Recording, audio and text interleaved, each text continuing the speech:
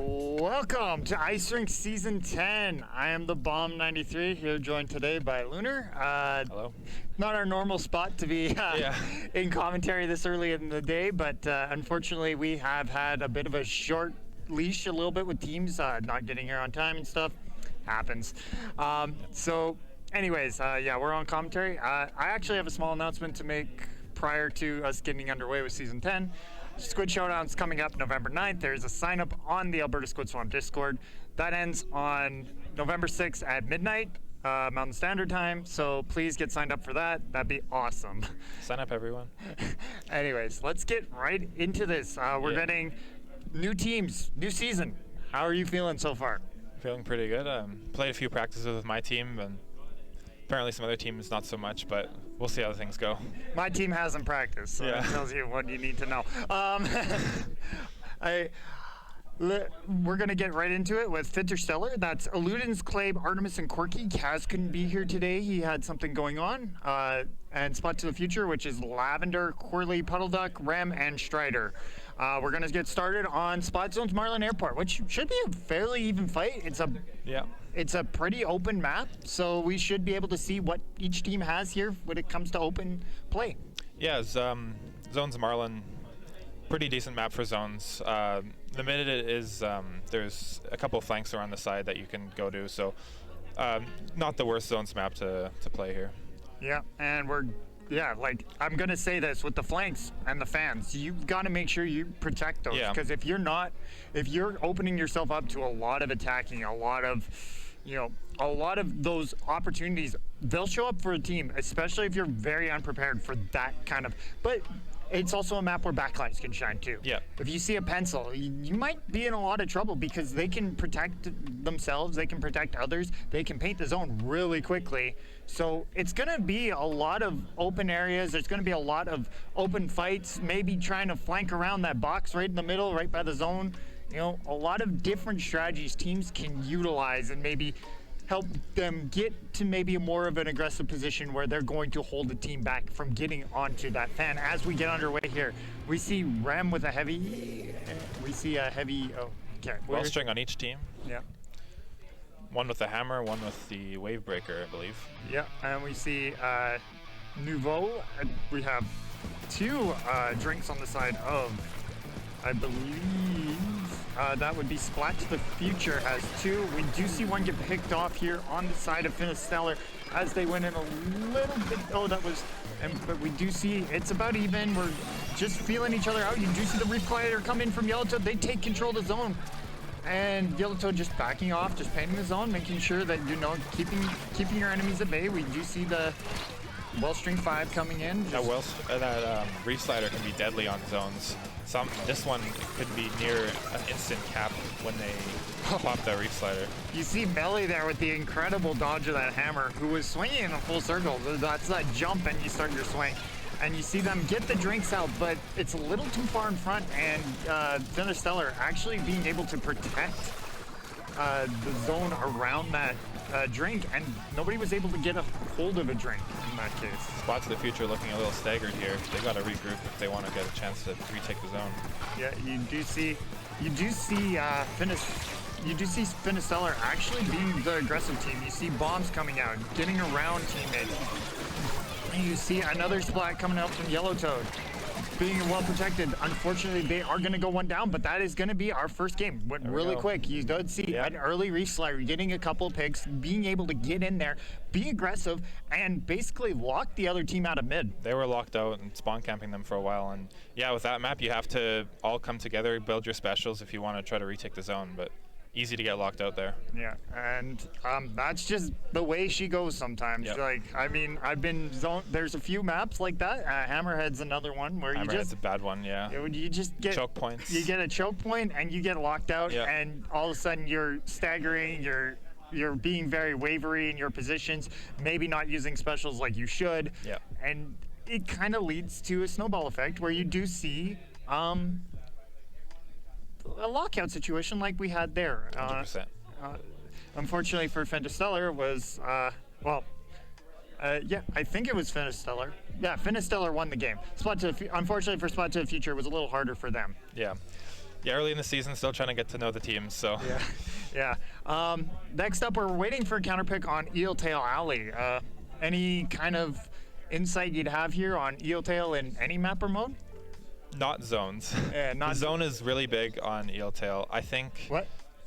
Oh, apparently we're doing a player switch as well. So. Oh, okay. We'll have to take a look at that. Yeah. Splat to the future, they may want to pick Raymaker or Clam Blitz to not super easy to get locked out there. Yeah. Eeltail is also a harder map to technically get locked out on. They do have one big choke on top of that bridge, but at the same time, there's quite a few drop points. Yeah. Go on bridge, left, right. Yeah, and it's a very open early, and usually you'd like to see that in maps. Yeah. Merlin does have a bit of that, but teams don't utilize it nearly as much as I notice. Yeah, like, you do see that quite often where they all head towards the fan because that's where all the attack is, and there's a left and a right there, and people don't quite understand that, you know, that is a good option. Everyone tends to kind of funnel through there. But anyways, as we continue on here, I don't know exactly everything about like what's going on here with who's subbing out and subbing out. We have new teams, new faces, and you know, all the fun stuff that comes with a new season of Ice Rink. You know, this is a new season, like a new year, a new school year. So new students at UC seeing posters for the Alberta Squid Swamp for the first time. New players just coming in from outside. Like even Edmonton, we're trying to get our posters to U of A and stuff, and trying to get our name out there. So it's going to be a new season, new fun stuff. I want to say, you know, there were a few of us that, Kaz, Clabe, and I, we went to Sea Battle in Seattle last weekend, and we had a good time. It was awesome to see so many different faces, especially, you know, jumping in and out of different groups. We had our first full lobby at a Squibbing Around for the first time the week before that even. So, like, it's a new year, it's a new time, it's a new great way to enjoy Splatoon. Even though Final Fest is over, we're seeing, you know, not a renewed interest, but a continued interest, even beyond what Nintendo says, hey, this game, we're no longer getting like content updates, but we're getting buffs and nerfs and all the fun stuff that comes with, you know, patching and stuff like that. 100%. And third kits are still a possibility in the future, so maybe we'll see that. And we're moving on to tower control. Interesting. Maybe that one, there can be a little bit of snowballing, but if it's still open enough where they can, Splat to the Future can maybe play to their advantages. Yeah, and you do see, especially with tower control, because it's a slower moving objective, that, you know, you maybe, even if they do get the lock, maybe you can stop them at the second checkpoint and force them to have to regroup. They play AoE weapons, they can be very good on this map mode. Yeah, blasters are very... Blasters, stringers. Yeah. And Big Bubbler is also good here, so you might see a junior, which we do see on... There's the junior. Yeah, we do see on the side of... I'm trying to figure out what names here. Splat to the Future, I believe. As we do see... Orange is Splat to the Future. Yeah, Orange is Splat to the Future. Okay. And we do see them... We do see Fintersteller actually trying to lock out that top area, making sure that their pressure is on top. We do see Splat to the Future taking control of the zone. We do see a bubble come out. That's going to get an easy first checkpoint for Splat to the Future. We do see the hammer come out from Agent PD here. Splashdown, locking out the bubbler. We do see a bubble coming out. Arkanob protecting maybe a little bit of an aggressive jump. We do see Polaris Juke taking out one as well. Bubbles coming out, unfortunately getting picked off there by Melly, and we do see Lavender just protecting him. Great pick. Good pick on it. And unfortunately, do get picked off by the Tri-Stringer. Yellow Toad now moving up, trying to protect the... We do see Polaris there trying to protect against Yellow Toad. I like the Squiffer pick on this map. Yeah, it is a very straight line map. There are ways to get around that, but it is a very straight line. You do see Arkanob there getting a pick on the hammer. shutting down special. We do see the bubble. Yep, the big bubble coming out, and now we do see them go 2 down on the side of Splat to the Future. Carling misses with a bomb, hits that open pull in the middle. Good shot by the well string. Yeah, well string able to pick off. That AoE is really strong on that. Yeah, and we do see Melly moving in, getting that pain up, trying to maybe protect against. We do see Control Alt Dog. Using that well string again, just trying to zone out a little bit. We do see a splashdown coming out. Mel gets out of the way just in time. Lavender does get a pick though.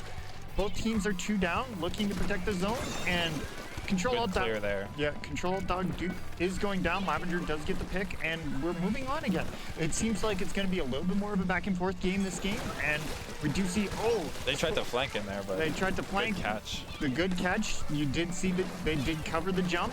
I'm not sure if they had ninja jump or not. We do see we do see fizzy drinks come out. Lavender moving up, putting pressure on Melly there as they do get the pick. Now you see the 2 sitting on top of that. Arkanov getting picked off now, and we do see Yellowtail with a great shot there. Unfortunately, does get picked off as well. We do see jumps coming in on the side. That hammer coming out from Agent PD. Fortunately, getting picked up. Absolute chaos there, trying to protect. Fintersteller trying to protect that point, and does get ultimately the wipeout, which is going to allow them to push forward, maybe even get more than 26.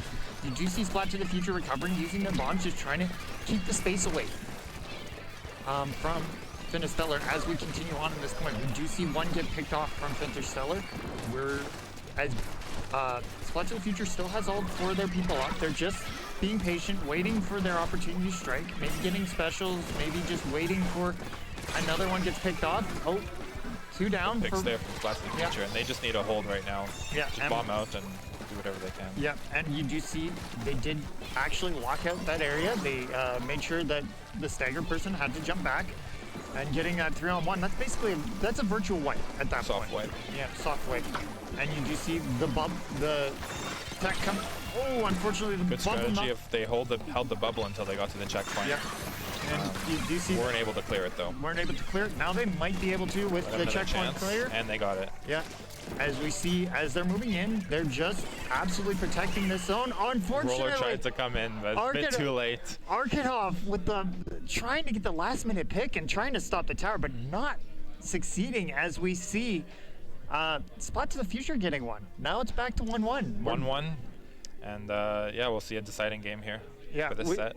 We see 2 different strategies from both teams. One's a little bit more aggressive and willing to take the risks in order to get the paint down. And we do see a little bit more of a passive approach from the side of Splat to the Future, waiting to get those picks and then moving in.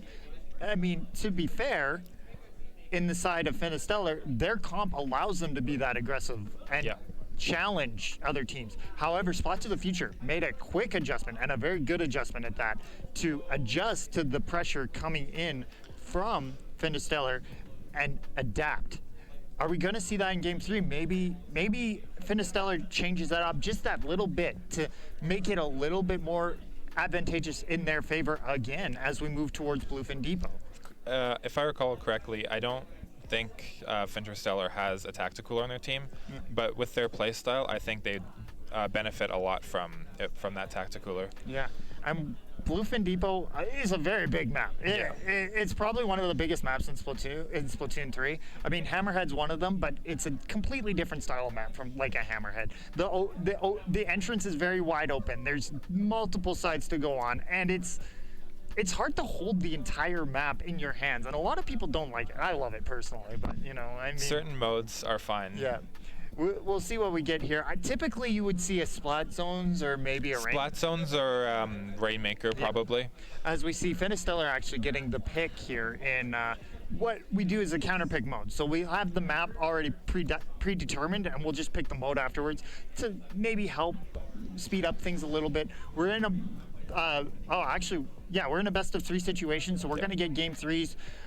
Typically, these LANs, they're all fun. Like, first couple of LANs this season, we'll just have fun. We'll figure out placements of teams and get ready to move on into the next series as we go into the final LAN of the season. We're in the first LAN, so it's going to be a lot of fun just figuring out the teams.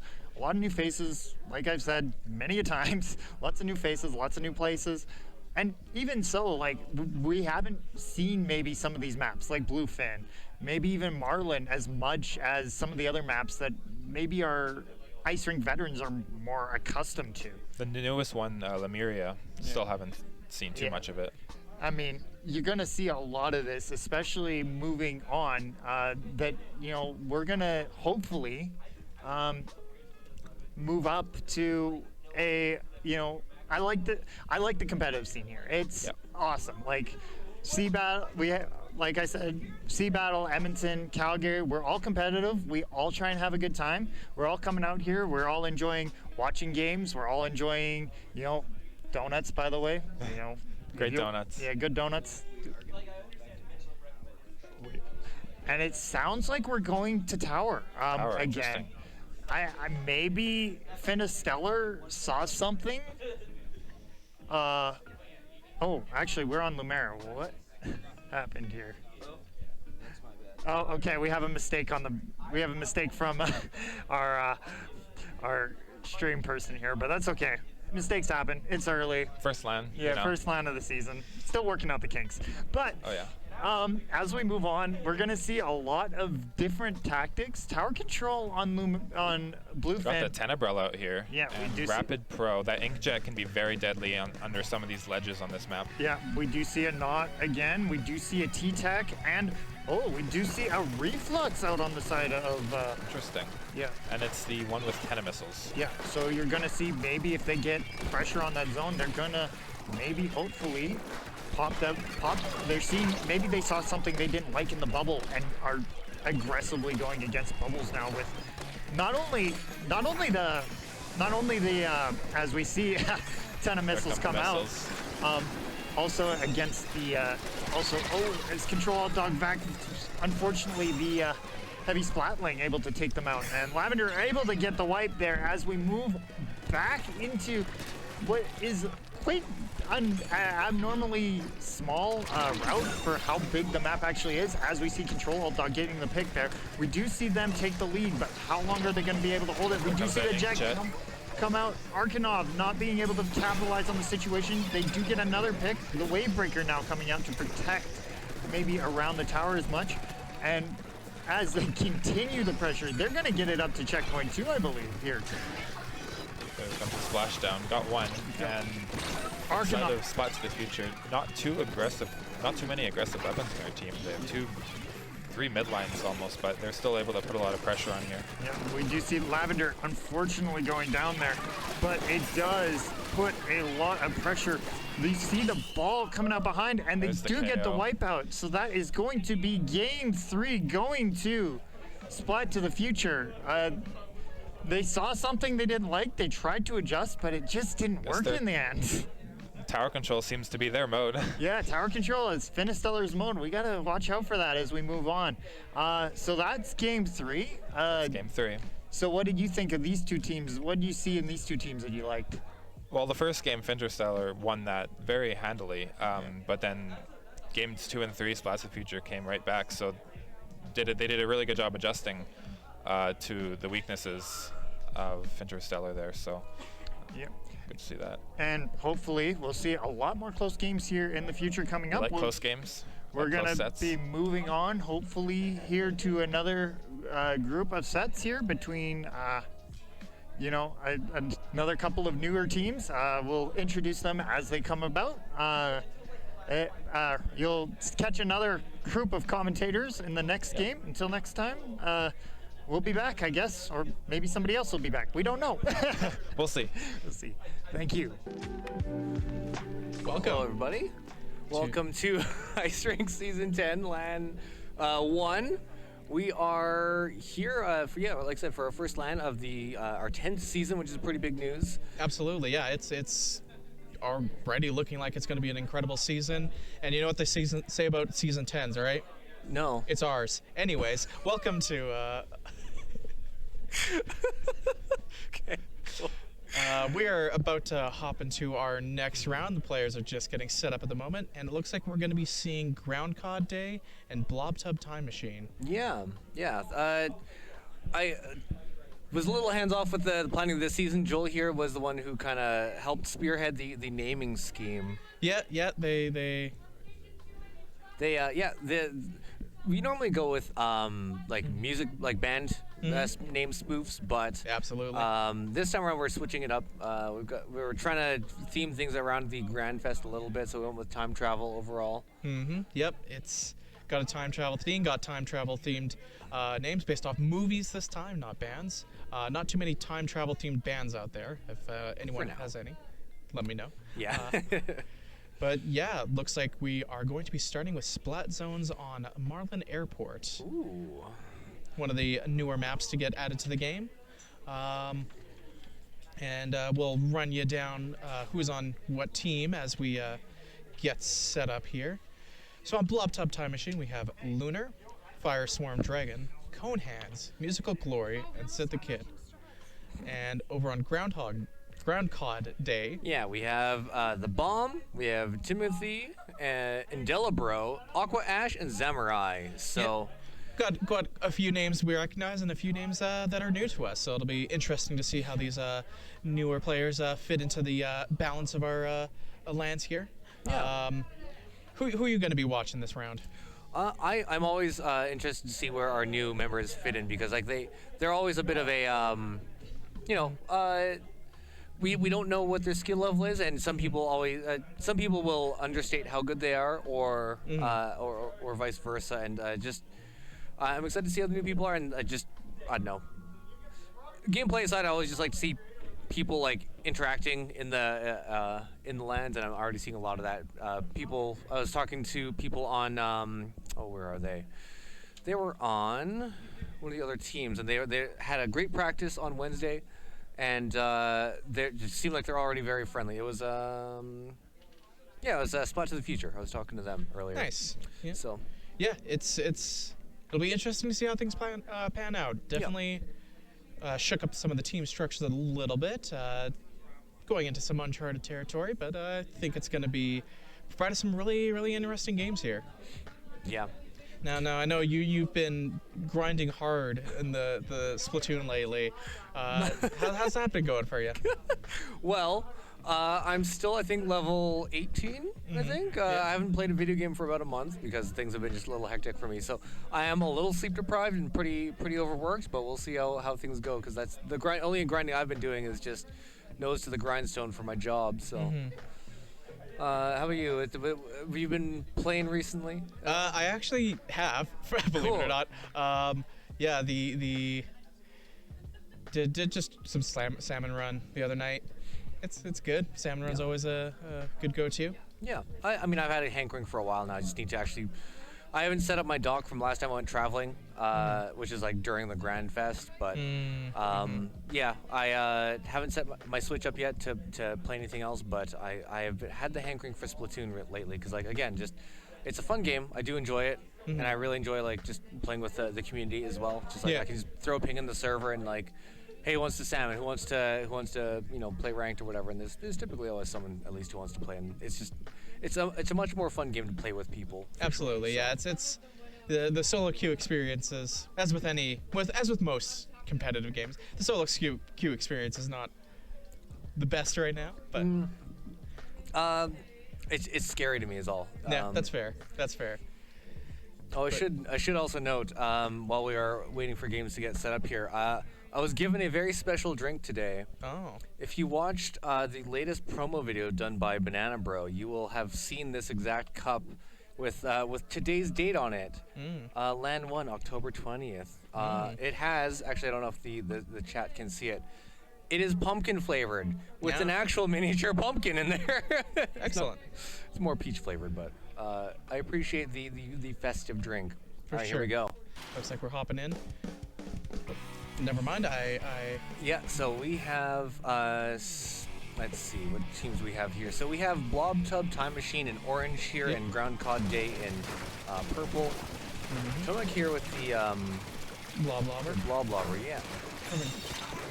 And is not in a good position to be. Timothy comes in with the decapitator and decapitates. Yes.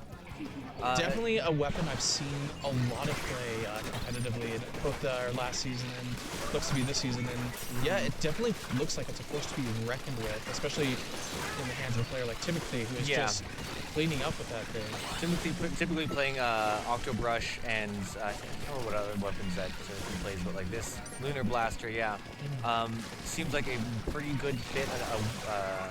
A lot more range than usual, but it looks like it's a lot of fun. For sure.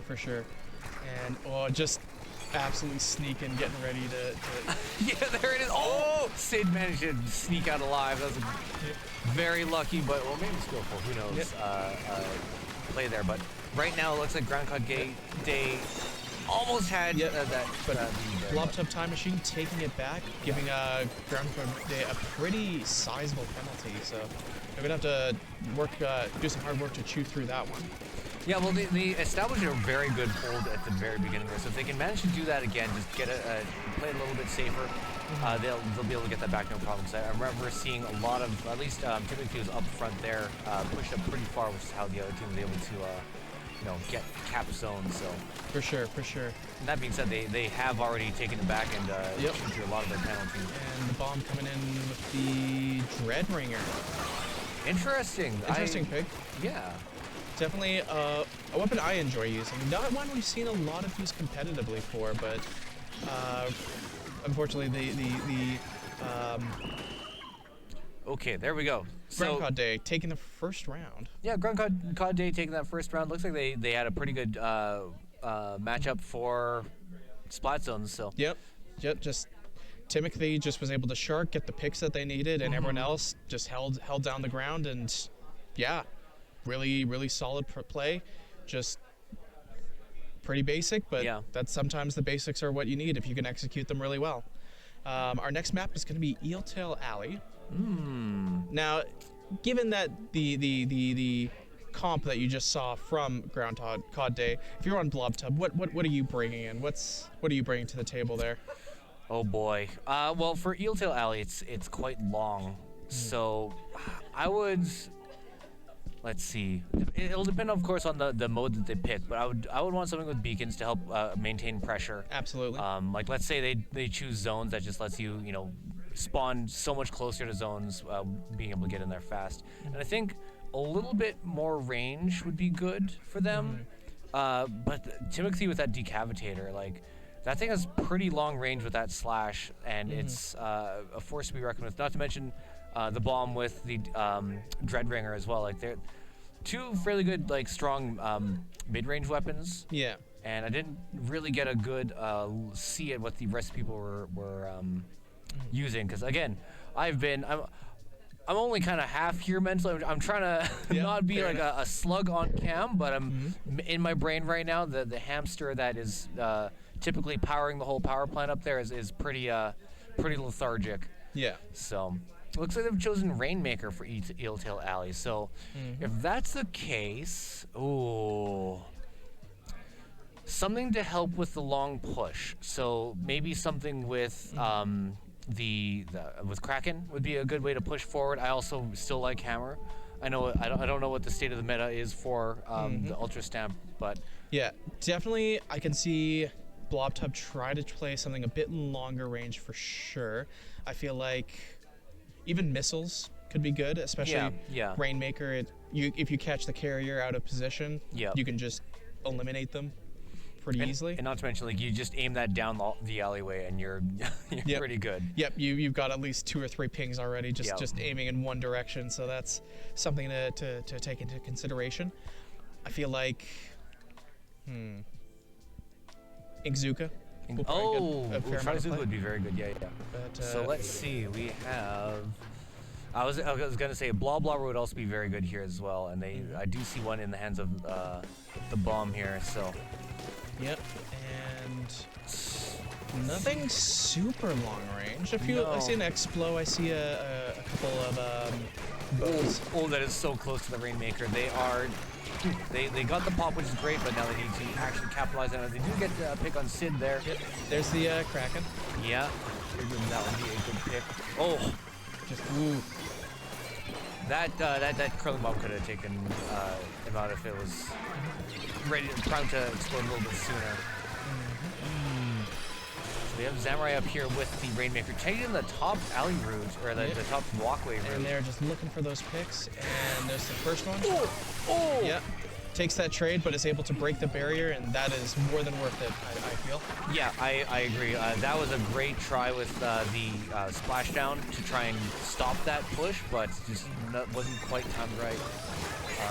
Looks like Blob Tub Time Machine is definitely geared towards trying to get some progress here. You see Ultra Champion once again to get some progress going down. Sid the Kid going a little too far forward and getting picked after chasing that hammer. And yep, the bomb coming up top. Tomek is there, but ooh, just nice direct hit. Easy gets. Yep, you're right there. Ooh, good play with the dualies there. Conehand's coming up here, Yep. and Just trying to push it as far up. You're on your own there.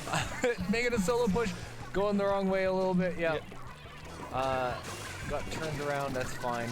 It happens. That's the danger with a symmetrical map. Yes. Is Ooh. I'm willing to bet they probably got caught in a little nook somewhere and got turned around. Yeah, no. mentally. It happens to me often. happens to all of us. Exactly. But Charmy carrying the Rainmaker right now, Yeah, Charlie, and looking for those picks. she is a very strong flex player in my opinion. Ooh, there's anyways, the Oh my gosh! Ah! oh yeah. Very disadvantageous 2v1 special pop in order to take her out, and Yep. sure enough, not able to get much farther than that. Oh, Samurai. take it a little bit further. Yeah, taking a Being a little little bit cheeky. I mean, they're just trying to get that thing as far forward as possible, because if they can maintain the, like right now, 51 lead on the side of Groundcod Day is a huge thing that they can rest their laurels on, but it is still a lead. Ooh. But yeah, 3-on-1. Still taking a 1 on a 3-on-1. That's Yeah, you take those. You take if you're in a bad position, you take the trade. exactly. Okay, so we have this, looks like closer to Blob Time Machine's base here. Ooh, a little too eager to get in. Samurai grabs it. And, ooh, that alley on Eeltail is hard to push through on Rainmaker, so there's going to be some fierce fighting in that alley.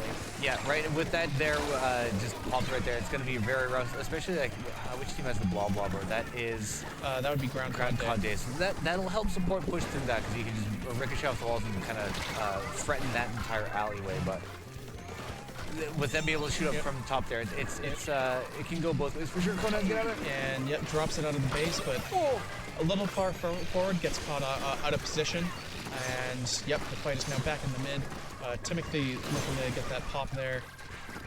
Yeah, doing a. As soon as the objective is cleared, Timothy's like, all right, I'm out for blood now, and cannot blame him. Okay, gonna try and get Lunar there. Ooh, yeah, good sharking around, waiting for that. Great job sharking there.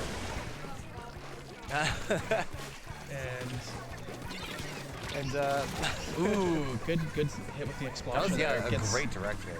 Put in a bad position, but was able to defend it. Ooh, good wall. The Killer Whale, I didn't think about that one when we were discussing comps before, but that is also pretty good for a long map like this. Like again, just one long alleyway to just threaten with one special is very good. So we have Groundcod Day in possession of the Rainmaker here, pushing up, getting back to their 28 points where they are. It looks like they're trying to get for that knockout. Yeah, they want it there, so but close. Ooh, yeah. That's 3 down, and yeah, they're running back. Gonna try and create a defensive line in mid. Lunar is there, but does not get the splat.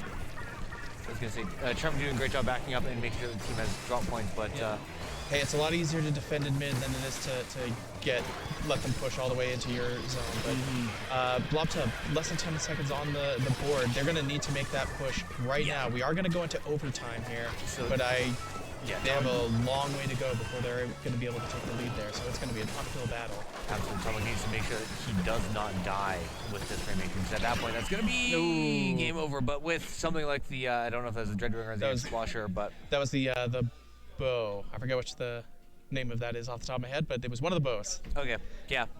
That was so that is gonna go for the which team was that?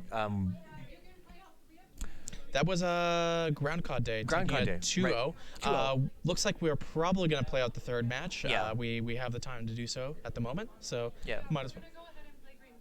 Okay, Okay, sounds good. Yep.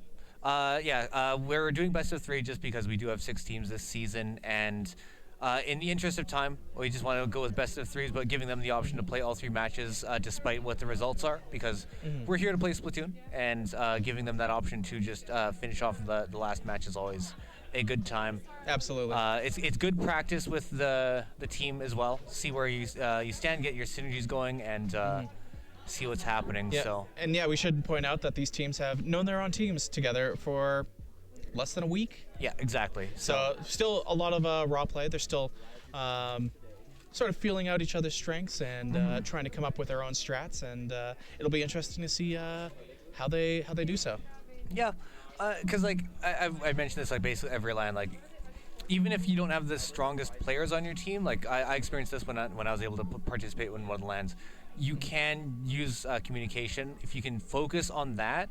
That is some way you can really get the wins that you need, because with that you can figure out who your problem players are, target them, make sure they're taken out so your team can play their best. Like communication will let your top players get where figure out where they need to be and position themselves to do the best that they can, as well as let them know what threats are coming up. Yeah. So And it looks like, we're going for Clam Blitz. Perfect.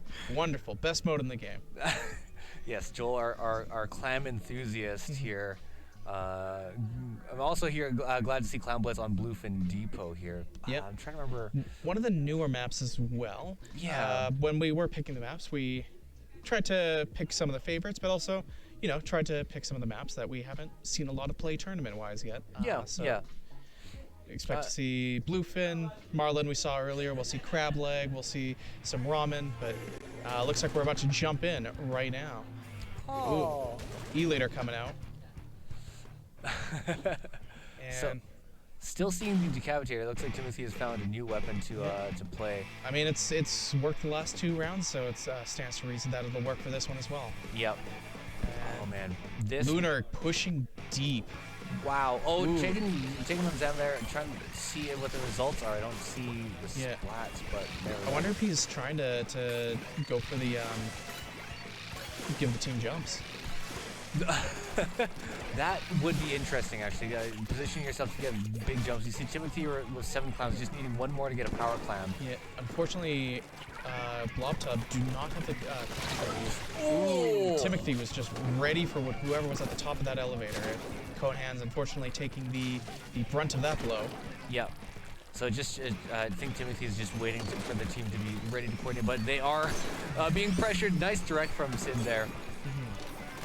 Taking Timothy out, so that push is not going to go anywhere. We have yet to see a clam basket break open, but people are fighting for their lives. Oh! Who is that? That was Lunar. Ooh, was that a triple? Triple with I the might hammer? have been. Ooh, solid snipe there. This map, I remember now, these little teeny tiny roundabouts with the Ultra Stamp is going to be kind of rude. Oh gosh. There's Sid going in for some kills, trying to push forward, get some picks off. Oh, gets one. Guess what? Okay, get out of there, Sid. Dancing around the Decapitator. This is This evasive move. I'm so scared for Sid. They make it out alive, and look like Timothy does get taken out while trying to target Sid, so great job. Just absolutely slippery gameplay that we're seeing right there. Great use of the Kraken to push forward and just menace the team, and looks like it is helping their team out a little bit. Yeah, not only can the Kraken kill, it is also a giant glowing target that will distract the rest of the team, and you cannot ignore that target because it will. Groundcod day 3 down. Ooh, there was Timothy. Ooh, all right. But the bomb was ready on the revenge right there. Yeah, so we see only Groundcod day with clams right now. They're the only ones with 8 clams, and it looks like the bomb is dropped. Throwing it back. Throwing it back to probably give it to someone else so that he can do frontline stuff. Yeah. I mean, that is... Oh, 2-on-2 it. Oh! 2-on-1 takes a trade. Again, when you're in that situation, sometimes the best thing to do is like, well, at least I can get a trade out of this, right? Exactly. And yeah, 2v1 is the situation you want to be in, but a trade is the ideal. Or just getting away and calling for help, but it is what it is. Conehan's here with some clams, trying to find a way forward, but trying to do it cautiously with support from Syndicate here up top on these very exposed perches. Ooh. Okay, so 2 in their sights. The Bomb and Charmy look like they're going for a push. And Syndicate is ready to defend, but 2-on-1 with an E-leader is not a position you want to defend from, especially when they're already on top of you. Timothy is, ready to go, and here we go. So yeah, so the basket has finally been opened. Yep. We do have another power climb ready to go. Oh, Timothy playing bubble amazing. down using that as great cover. Yep, no, that is the play right there. Just really, really solid play from Timothy. Yep. Great job of combo specialing and waiting for the right opportunity to get that in. And we need to, I'd love to see Blob Tub Time Machine get the basket open, but so because they do have that pin climb now. There's still plenty of time on the board, minute 20 seconds. That's more than enough time. They are in the area, so if they can try and push this from 2 directions, that might actually be the 3 power clams. 3, yeah, they can take the lead right now if they can get there quick enough, which they are trying for it. We see some toss. We have some refreshing beverages, but not able to get that push. 3 of the team members there pushing back, defending that basket. They don't. Groundcod Deja is defending this mercilessly. Yeah, they've got their lead, and they're like, all right, we're happy to just sit here and play defenses as long as we need to. And Lunar is going for it, but again, this is a 3-on-1, so that's not a position, and you don't have a clam, so. Yeah, just the entire team of Groundcod Deja defending that basket was a rough time for Blob Tub Time Machine. Still not over yet, but they need to pick up more clams and get going. I'm sure they know that quite well. Good job, Lunar, taking out Timothy. Always Timothy being a pretty big threat with that decapitator. I'm very scared of that, actually. Yeah, no, it's in the right hands. That thing is terrifying. Oh, chasing down for that kill. Not gonna pursue it. Probably not gonna get the win, but at least I can get that hammer kill. Exactly. This showdown here between Samurai and Lunar. Ooh, Lunar just taking it out. Oh, they have it. They're on the board. Nice. I thought they were out. I thought they were out. They're back in. If they can keep this basket alive, they might be able to do something, but it's going to be very trying. Yeah, they're trying, but they are in. Oh, I don't think so. I don't think so. No, I don't think so. I'm so glad they got a climb in there. They're on the board, and that's hey, we're on the board at the very least. Exactly. Good stuff. Well, that will go to Groundcod Deja. Absolutely. Incredible round right there. Yeah, they seem like they're going to be a very strong team. Lots of players who kind of know each other. So that's going to be a fun team to watch. Blob Tub Time Machine. Looking forward to see you all on the next round. On the next round, exactly. We're going to cut to a quick break while we get that sorted out. So we will see you soon.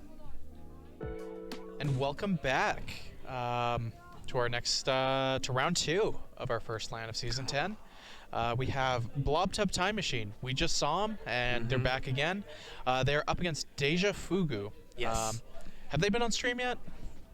I don't think they have. No, they may have been. I don't know. I wasn't here for the first one, so I can't answer that. Yeah. But for those of you who did not see them, we have Iveratic, Control Out Dog, Occubot, Arcanoth, and Melly20XX. Yes. All veterans of the Squid Swamp here. Yes. Actually, that team has a fun comp, just vibes-wise. Oh yeah, no, that is, when I was making teams, that is the vibes-based team right there. Yeah. They're gonna have fun regardless of how they do, but there are some very strong players there as well. So exciting to see that team together. This is kind of my first time seeing the teams together, because I've again been relying heavily on Joel and Ryan, Reyna. Yeah. Rest of the team, Kenneth as well, of course, to get things done. You've all done fantastic, which is great. Yeah. Deja Fugu doing a last-minute name change. They hated my original name. I'm trying not to be salty about it, but yeah. they told Joel directly that his name sucked and they hated it. Yeah. And I watched the tears roll. It was good, but we're in the game now, so we are at Crab Lake Capital, yes. and this is a Rainmaker match. We have Deja Fugu in blue and Blob Tub Time Machine in yellow. Yep. So, Ooh, good snipe there by Yellow Toad. Yellow Toad, we will also call them Okuba because that is kind of their Discord name. I made note of that over the little time, but we will mix those two up. Just head warning. Tomek rocking the wizard / witch outfit with I think Crocs. Oh, that's. I mean, hey.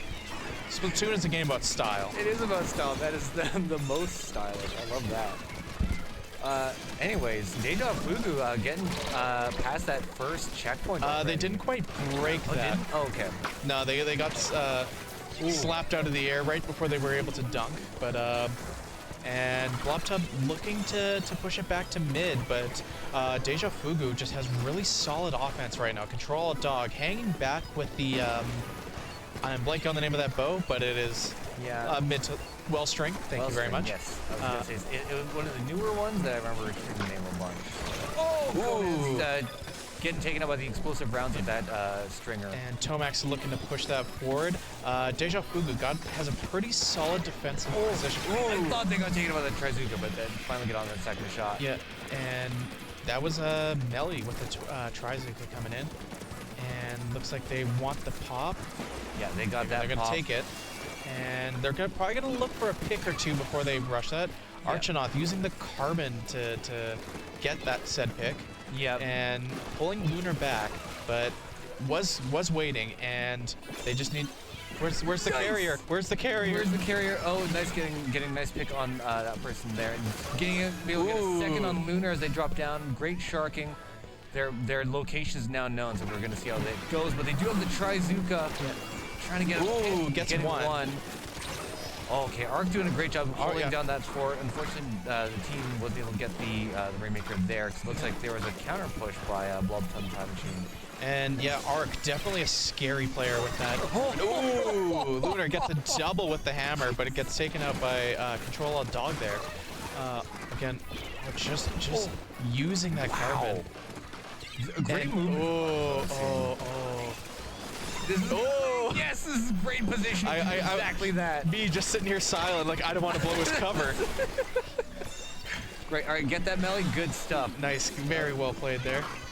Seeing good use of those. Oh crap! What are those? Oh, there's a wipeout from Deja Fugu being taken out. Conan, I'm sorry that got caught on stream. All of us get hit by the bubbles at some point. Yes, 100%. That was one of the more comic ways to get hit by the bubble, but yeah. I can count. It would take more than 2 hands to count the amount of times I've crushed myself with the bubble. Oh, absolutely. There was one Ice Cream group playing, and it was caught on stream where it was the entire team heading on Mako March to the middle to pop the Rainmaker, and the other team popped it just a little bit too soon for what our team wanted, and the entire team got wiped out by the shield being popped. Yeah. It was a rough time. And yeah, Blob Tub breaking the barrier as well, but since Deja Fugu did it first, they get a 1-point advantage. Ooh. But not that matters because they are pushing forward. Yellow Toad. Oh, Yellow Toad. Over the hero plate. He's going. Yeah! Oh! Wow. Leaving that Yellow Toad unattended was not a good time for them. Absolutely not. No, and that is the play with Rainmaker sometimes. Sometimes you just see that opening and you don't have time to think. You don't have time to tell everyone else your plans. You just go. You just take that opening and you take it for as far as it'll take you. And sometimes it wins you the game. And most of the time it won't, but when it does, it feels so good. It feels so good. That is the high that you chase. You're like, okay, I did that in Rainmaker once or twice in solo queue. How do I do it over and over again? That's just through Is just trust your instincts and go for it, dude. Yeah, trust your instincks and hopefully rely on your team a little bit more. But again, when you see that play available, it's so hard to just to hold back, because for me it's just like, I just got to take it. It's free real estate. Yeah. No, it's, hey, points on the board are points on the board, and if you can rack up a significant amount, that can put your team in a very good position. Our next map is gonna be Wahoo World. Again, a lot of back and forth in that match. It's hard to think about what Blob Tub is gonna do to sort of answer what they just saw from Deja Fugu there. Deja Fugu, as we saw, they were pretty. Oh, they're going splat zones on Wahoo World. So the one singular zone in the middle there, with the alleyway and the platforms there. Yeah. Oh gosh. The platforms definitely favor mid to long range play, I find. So Yes. I feel like whoever is able to sort of lock but it's not a huge map either, and there No. are a lot of places for players to sharken. Yeah. So I will not be surprised if we see, yep, there's the carbon roller. Yeah, carbon roller. You can definitely make that work in a map like this with the death donut, as I call it. Yep. Not a lot of long range on the side of Blob Time Machine. Yeah, that might be their downfall here, but Yeah, they both do teams have have some. But they both have a well string, and that's their back line. That's I would have expected something a little bit more range, but both teams seem to have a plan here. So Tomek, good shot with the well string right there. Yellow Toad. Oh, Ooh. nice. A yellow toad, nice. Been getting some nice picks recently, so I'd love to see that. Yeah. Arch and Yellow Toad, both players that I wouldn't say they're killers, but like they are both players that have just gotten stronger and stronger every single season. And Yeah, I agree. you put them in their prime and they are forces to be reckoned with. Yeah. But Blob Time Machine is holding down the zone right now. They have a pretty good position. They got sodas up. It's Deja Fugu is going to have to put in some work to break their defensive line here. Yeah. And that's a good start right there, getting the splat right off the bat. Using specials to push them out of the zone, getting one more. Trading. But now their team can go in there and hopefully cap with another special, so I think they're in good standing here. Good hit with a carbon right there. Yeah. Not quite, doesn't quite have the range for that. Yeah. And yeah, just got a little bit too greedy. It's hard to take the whole zone on your own. Control a dog using the why am I blanking on the name? That one. The wave breaker. Yeah, wave breaker. That's the word. I'm starting to see the appeal of both teams choosing Wellspring on this, because with your explosive arrows, that kind of it's like a delay, like it's threatening of the zone. Yeah, and it's also just area denial too. Like, hey, were you coming up this way? No, you're not. Yeah, exactly. And Control a Dog clearly knows how to use it. Same with Tomek. Yeah, it's just their pick for that is making a lot more sense to me now that I see them actually doing it. And yeah, with zones, I guess especially on a map like this, is something that really varies versatility, and the Wellspring is definitely something that's like, unlike an E-leader or other such weapon, it's not entirely useless at close range. Yeah.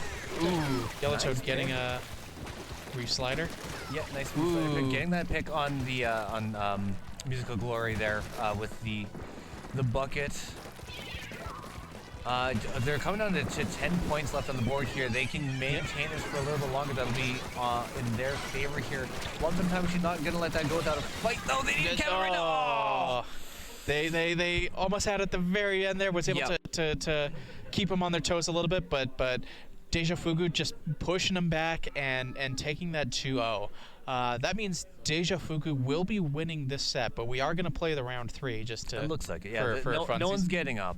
Yeah. So I think we're in good. No one standing has there. thrown their controller in rage and I'm just trying to stormed think, out of the building. Just trying to think of what they could have done to fix that, because like, Deja Fugu, like their coordination or their ability to get picks was very, very good. I noticed them like moving together as a team a little bit. You had both Arshanoth and Yellow Toad just up front getting the picks.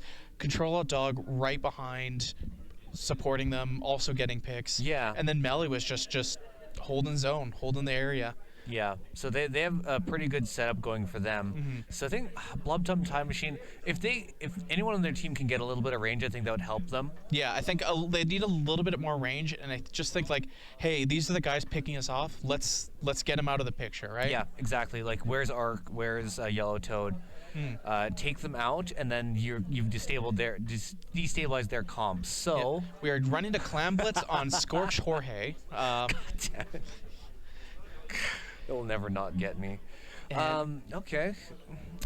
This one, the path to get to the basket is pretty treacherous, having to go that top route.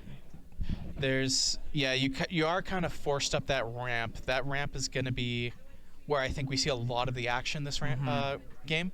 You do have that large tower in the middle that can both act as cover as well as act as a vantage point.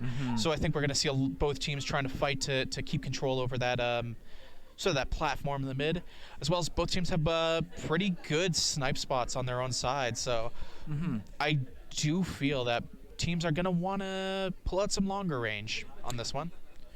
Granted, we said that last time, and they proved us wrong, so who knows what they'll do, but... Yeah, for me, it's a matter of, like, are you comfortable with a long-range weapon? And I don't know what these players are comfortable with, so... For sure. Because, yeah, I don't know a lot about how Lunar's playstyle or much of Blob Time Machine, so... Yeah, looks like... Yep, we got a Nautilus right there, and a Squiffer. Ooh. So yeah, both teams taking a step back. Tri-Slosh is also a very interesting pick that the Inkjet is going to do a lot of good work there, as well as the Tri-Slosh, just a really solid frontline weapon. Yeah. Deja Fugu in pink and Blob Tub in teal there. And both teams right now just looking to get their picks and make their moves. Lunar running that Nautilus. Gets control of Dog, but Melly is right behind, ready to be aggressive with that Tri-Slot, or very aggressive. So we see and there's a bubble. There's a bubble, so if they can get their... Ooh! Whoa! Yellowtoad, well done getting those picks. Great aim, great positioning, great use of your special. That's great play right there. Just clean. That was, whoa! Oh, jeez. And Control of Dog doing the same with the Trizuka here. Deja Fugu came for blood. Absolutely. Wow. It's like, are we sure we didn't just put all the vampires on one team? Because they are thirsty for blood right now. Absolutely. Oh my gosh, that was a very aggressive push in there. They got down to 17. 17. That is a 83 points on one break, which is incredible. That's a lot of clams. Like I don't know if they coordinated where to go for clams and all that stuff. Like that was a huge first break. Yeah, and they do have a fairly sizable penalty. They will need at least 2 full clams to break through that, but if they can do another play like they just did, I don't think that's going to be too much of an issue for them. Yeah, so we see Arcanauts here just kind of keeping quiet here. Seeing the shadow of the wellstring up there. Overshoots it by just a hair, and unfortunately that's a hair too many. Yeah. So we see Luna here pushing up with the Nautilus and trying to get some picks. They have 1 pick on the team already. Yeah, they are 3 down. They have 10 clams overall. They might be going for a push here. Yeah, they are ready on defense. There's a triple splashdown with Lunar there. Being called out, though. Yeah, that will not defend you when it is coming down on top of you. Exactly. So we see the Wavebreaker coming out to try and just ping the other team. And oh! No! No, that's... Yep. No, just they went for it, and unfortunately were not able to get the picks they needed to push through their defenses. That platform there where the basket is, it's a little claustrophobic, and it really can lead to team wipes like that. So we see Deja Fugu here. They're trying to just work through their penalty right now. Lunar is able to get a good pick on Arch. But comes back with the jump. And yeah, just man, wow, that's a wipeout. So now, Deja Fugu's in a great positioning here. They've got the basket open still for a little bit longer. Art with the big bubbler, getting picks too. Just not. I'm not done getting picks yet. Don't mind me.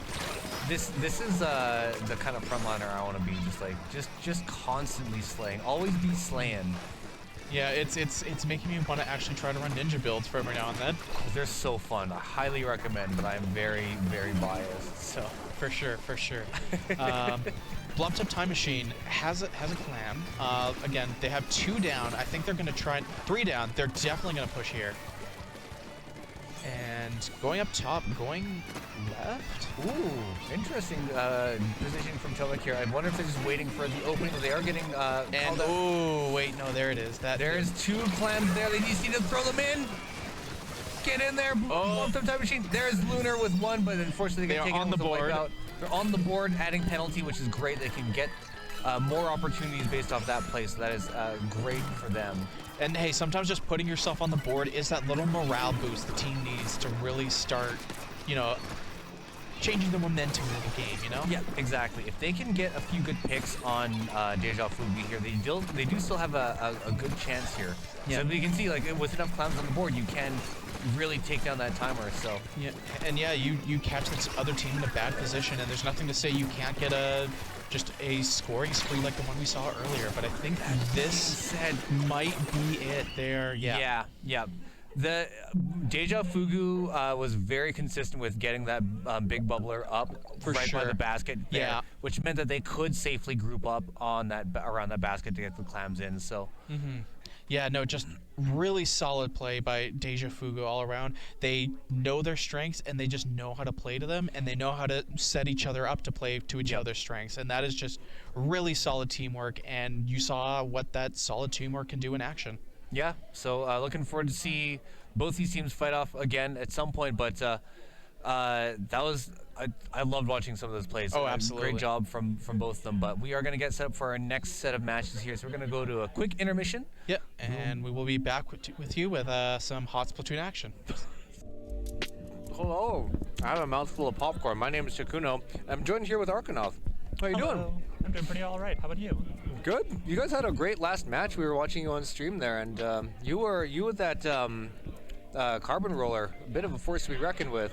Hi, and actually, like a controller dog also like pulled out carbon for the last one, and Oh, really? Okay. did like extremely well with it also. Like we had double roller, and I imagine that was probably confusing. Yeah, it was. I just see people rollers just slamming people down with that. Great matches. How's your matches been thus far? So far they've been pretty good. Like the first set we did end up losing. First one ended up being like in our favor. Second one was somewhat even, but they came out on top. And the last one was a very much extremely decisive. They 100% won. Yeah. And then this one was, I mean, we ended up winning a bunch of the matches. But I mean, I got the sense that they really could have like pulled it back quite a few times, Yeah. honestly, during some Yeah. of those matches. I think they just needed to target some of you guys, honestly, like you and or who's the other person that was like Yellowtoad or Okubot. They were my doing gosh. really well. Yeah, on Squiffer there, like that was Yeah, that's like I like playing Squiff, and I can't play Squiff like that. Like that's honestly, fun to see. props. Yeah, props. So glad to hear that things are overall going well for you, getting some wins, having some matches where you can have learning opportunities from. Yeah, so we're in round 3 now for anyone who's following along. We are going to have Blob Tub Time Machine versus Brinecop here, and they're going to be starting their match out with tower control at Robo Ramen. So, yeah. Ramen. Yeah, there was chat in the Discord server about like people wanting to go for ramen. Like now we're playing on Robo Ramen, and it's really just feeding into that ramen craving. It was also on the brain for me. Honestly, I like all forms of ramen, including the stage. So I mean, so all right. It's I haven't gone for a while, and now like especially after today, I'm gonna be like craving it. So we'll see what happens for me for dinner tonight or tomorrow. We'll see, but. By the way, anyone in the stream, if you know of any medium to large restaurants that serve gluten-free ramen, let us know. But we are going to start the match here. So we have Brinecop in orange and Blob Tub Time Machine in that indigo/purple, depending on what your screen color settings are. It's a bit of a hard one to see, but I see. Okay, we have a Squelcher on the side of Blob Tub Time Machine, and that's going to give them... Oh, there's a Hydra on Brinecop, though, so we have range on both sides here.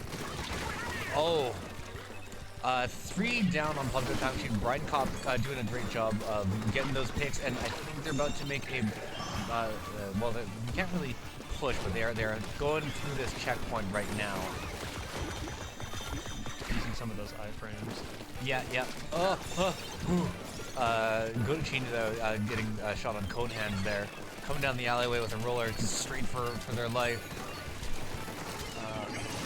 So where are we right now? So wow. They have a ton of momentum. Yes. This is a lot of momentum. That is...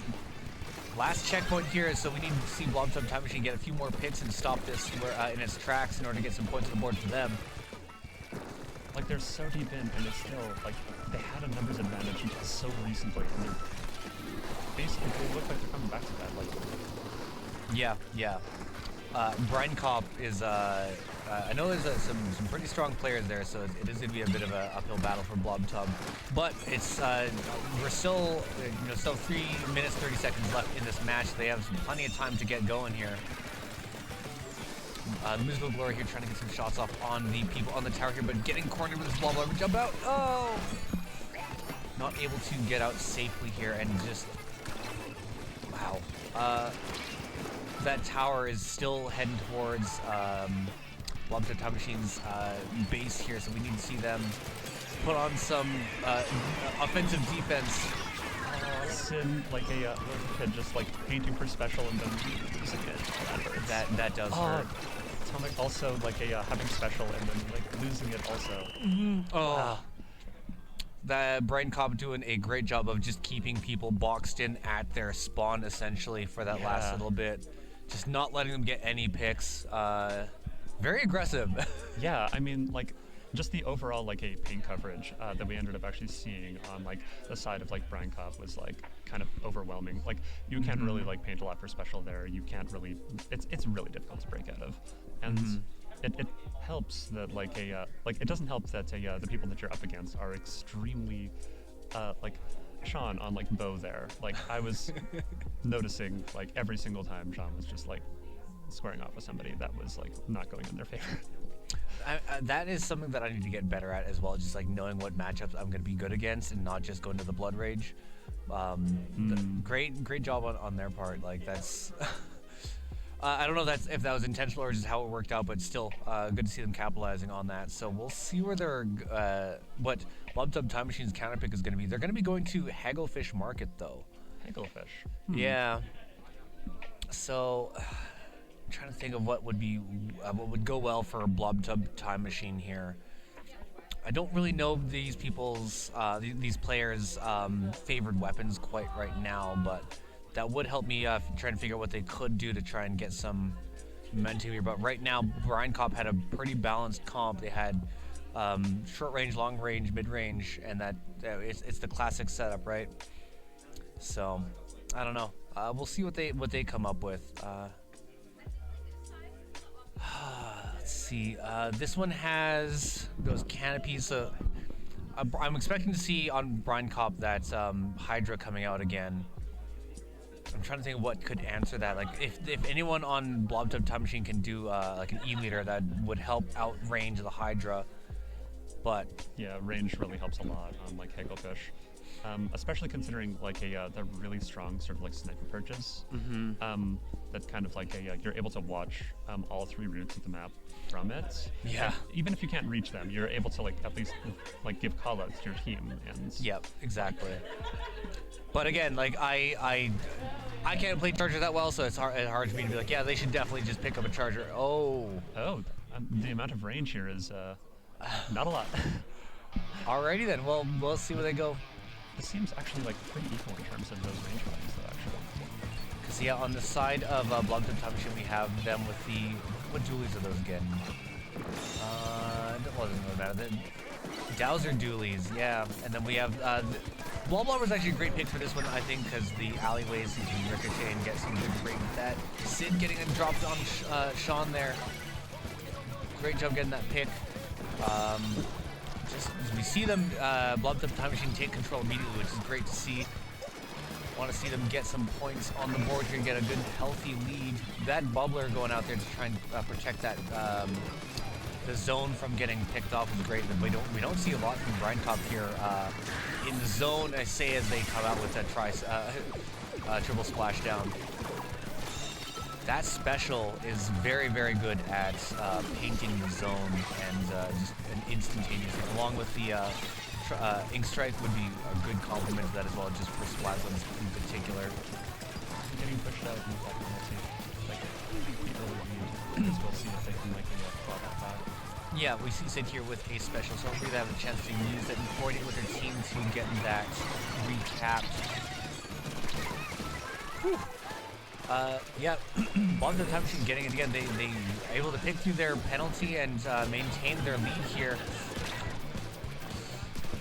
Hearing the team laugh about something, which I could have seen the instant that was kicking this all off, but it is what it is. That is a lot of blobs just bouncing around everywhere here. Oh. The attention shark there by Music Glory. Yep. I think Charm was able to call them out. And again, that special coordination with Try Splashdown and just pushing forward as one unit is something that Brinecop's doing very, very well here. Tomek here using the Blobber to try and just pressure and get some range. That Trizuka is scaring me a little bit. Wow, look at how much turf Brinecop was able to get in that short little bit after pushing forward in their cap there. Yeah. Yeah, and they push back. They've got I want to see Rainmaker, the Rain Cloud going forward and painting that zone for them as well. But they're really fighting in the mid here for that cap. Sean just trying to get a few picks, getting a little extended. Can they make it work though? They were able to get one pick, backing up to try and get Comet. Oh. I am hearing some good communication from Brinecop though, just calling out people so that they can focus fire. Now we see Blob Time Machine pushed up on their plat. Absolutely. That's 4 now? Like, just kind of just waltzing around? Oh! The trade there, Charmy having to pop the triple splash down to try and escape, not able to do it. Good Chino getting a nice pick with that Blobber being pursued there. But now they're going to try and get zone, put more penalty on Blob Time Machine here. This is, oh, we see something coming up the alley. Good Chino did notice them coming up, so we see Conehands being pressured here, trying to go around, putting Big Blobber down in the zone here, trying to get away safely. And they do manage to stay alive, which is great. Brinecop here, chewing through their penalty, about to put more points on the board for themselves. Only 1 minute left on the board. Blobber, blob off. Oh, Super Chumps coming out here, trying to paint the zone, but Brinecop just trying to get as many as they could. Nice flank from, is that Sid? 2, 1. Damn. Oh, I was so caught up watching what was happening. I wasn't looking at the Splat Zone timer there. Yeah. Yeah, the thing was that like Blob Time Machine ended up actually like managing to get a pretty early lead there, and like they actually held it pretty well, but they ended up like I don't know, it seemed like the more they ended up like kind of getting pushed back, and the more they ended up like just losing fights just before mid, the less they were able to actually contest mid. I feel like I saw a little bit of like staggering happening there, which is like the sort of like death loop that you end up kind of getting into when you are in the lead and you're looking at like the number just tick down, like, oh no, it's going. That it's like, so hard to fight that pressure, that internal stress of like, I gotta get in there and get some points, because otherwise we're gonna keep losing our lead. And I don't have good ways to combat that. I'm very extremely privy to that also. Like I totally get it, but also coordination, like the main advantage of playing in a LAN or on a team in general is just being able to coordinate over voice comms. So just keeping calm, carrying on. If people in chat have any good ways that they manage to do that, chime off, because I would like to know for myself as well, because that pressure is so hard to resist for me. It's why I'm so amazed by speedrunners who can maintain their calm under very high stress situations. Like I have no idea, no concept of how they do it. Yeah, I mean, I am so jealous of that, honestly.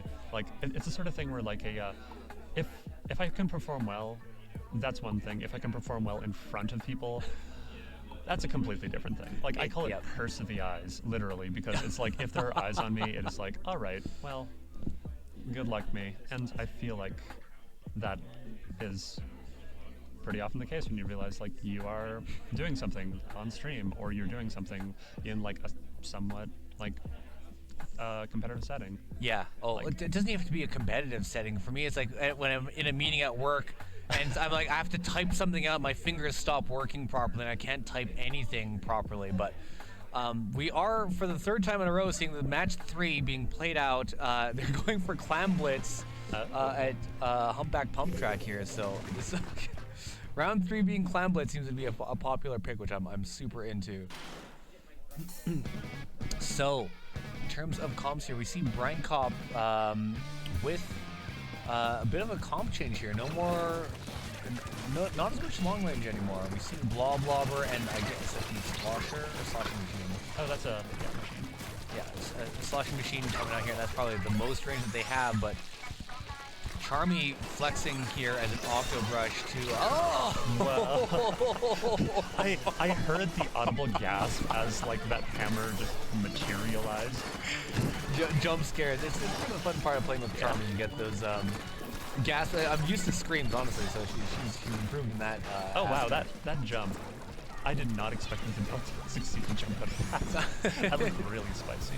Yeah. But yeah, they managed to keep the power line. They are both at the same amount of carry right now, 12 and 12. Mm-hmm. So, 12 and 12, we do see Brinecop with a little bit of an advantage here. Getting 15, but dropping the power cloud, Ray picking it right back up, making sure it doesn't despawn. Yeah. But there is some... Time Machine has like a bit of a numbers advantage right now. Yeah. Can they capitalize on it? Tomakin here trying to get go to Chino here. We're just churning clams in the middle here. Let's see some basket pops. Once we get some numbers advantages. What is that up there? And we see someone going for the basket. Blob Time Machine, I think, was going for a push. I was watching the icon on the left there, but we do see someone getting cornered and bullied by Charmy. Yeah, Atomic on like Bo there. Yeah. After picking up the power clown, you know, everybody knows who you are. Exactly. Well, how cornerable you are at that given point in time.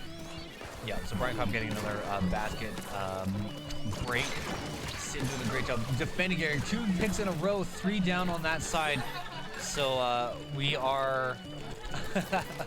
Big fan of them at a Swiffer. We're seeing this, like, Yeah. So, Blob Time Machine needs to pick up a few more clowns in order to capitalize on this push, but we see getting bullied by Charmy again. Dang. Those location specials. Yeah, the location subs, I've seen a lot more of them this time around. It's just been just communication. Like, once you know where you're a target, right?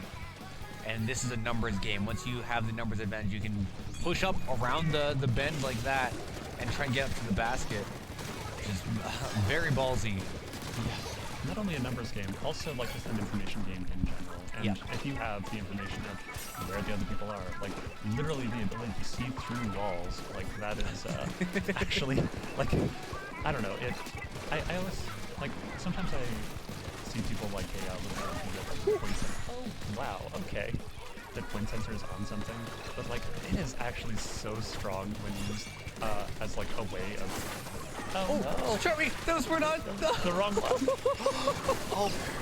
There it is. Oh my gosh. Charmy's living. This is exactly why I love playing Octobrush on Humpback Pump Track. Just that mobility. Gosh, it was fun. It was very fun. Not able to really count like too much on that basket pop. Charmy's still going. Yeah, it's fun just to run around with the brush on this. One for trying to get the pig clam carrier here. Just Charles is being an absolute menace, like never not moving. Never stopping moving. I don't know. Oh, okay, so they are. Oh, this is so rude. Oh, I love it, honestly. Yeah, I mean, pumping right into my veins, honestly. Like as somebody who loves flanking, that is like my stuff. I agree. Doing the flanking is awesome. Being flanked like that is rude. But we do see Blob Time Machine getting them some points to put them on the board here. With a few clams that if they can get to the basket, they can... oh, no, it is closed up at this point, unfortunately. Ooh. Hammer time. Can we get one more pick, Tomek? Chasing, getting one from Ray there. Great stuff. We do see Brinecop bursting up that basket, so they can get a few more times. They have none right now, actually, so that push, I believe, is done. Oh, this is going to be really hard to come back from, though, because look at the clock and look at the scores. Yeah. Not to yeah. It's impossible, but there's 3, 4, 6. They have 6. Can we get a couple more? Consolidate. Yeah, can they consolidate? Green. Can they do something about Charming? She's just... Because if they can get some picks on... She's really destabilizing their ability to push back right now with her flanks, It didn't end up with happening. just the number of raw picks that she was able to get. She was really giving them a hard time on that. Yeah, watching Charmy play was like watching a game, like just a normal game played in fast forward. Like This is why I like the brushes. They said an adrenaline rush the entire time, but good job to both teams. Brinecop seems to be a pretty strong team to contend with. oh my gosh, yeah, that's gonna be a fun match, I think. But again, it is entirely possible. I want to make sure every team feels supported, and you can do it. We've seen many teams just use this as motivation to improve themselves. So just get on practice. Remember, like a few years ago, Charmy did a thing where we went to each map and learned different callouts for different places. Oh yeah, And that was a lot of fun. We haven't done that for a long time, but yeah, that sounds like a good idea. Honestly, I don't remember that, so. yeah, I think even just like a typical glossary of like what people call certain things, like pillows. What's the sniper tower thing? But anyways, perches, whatever.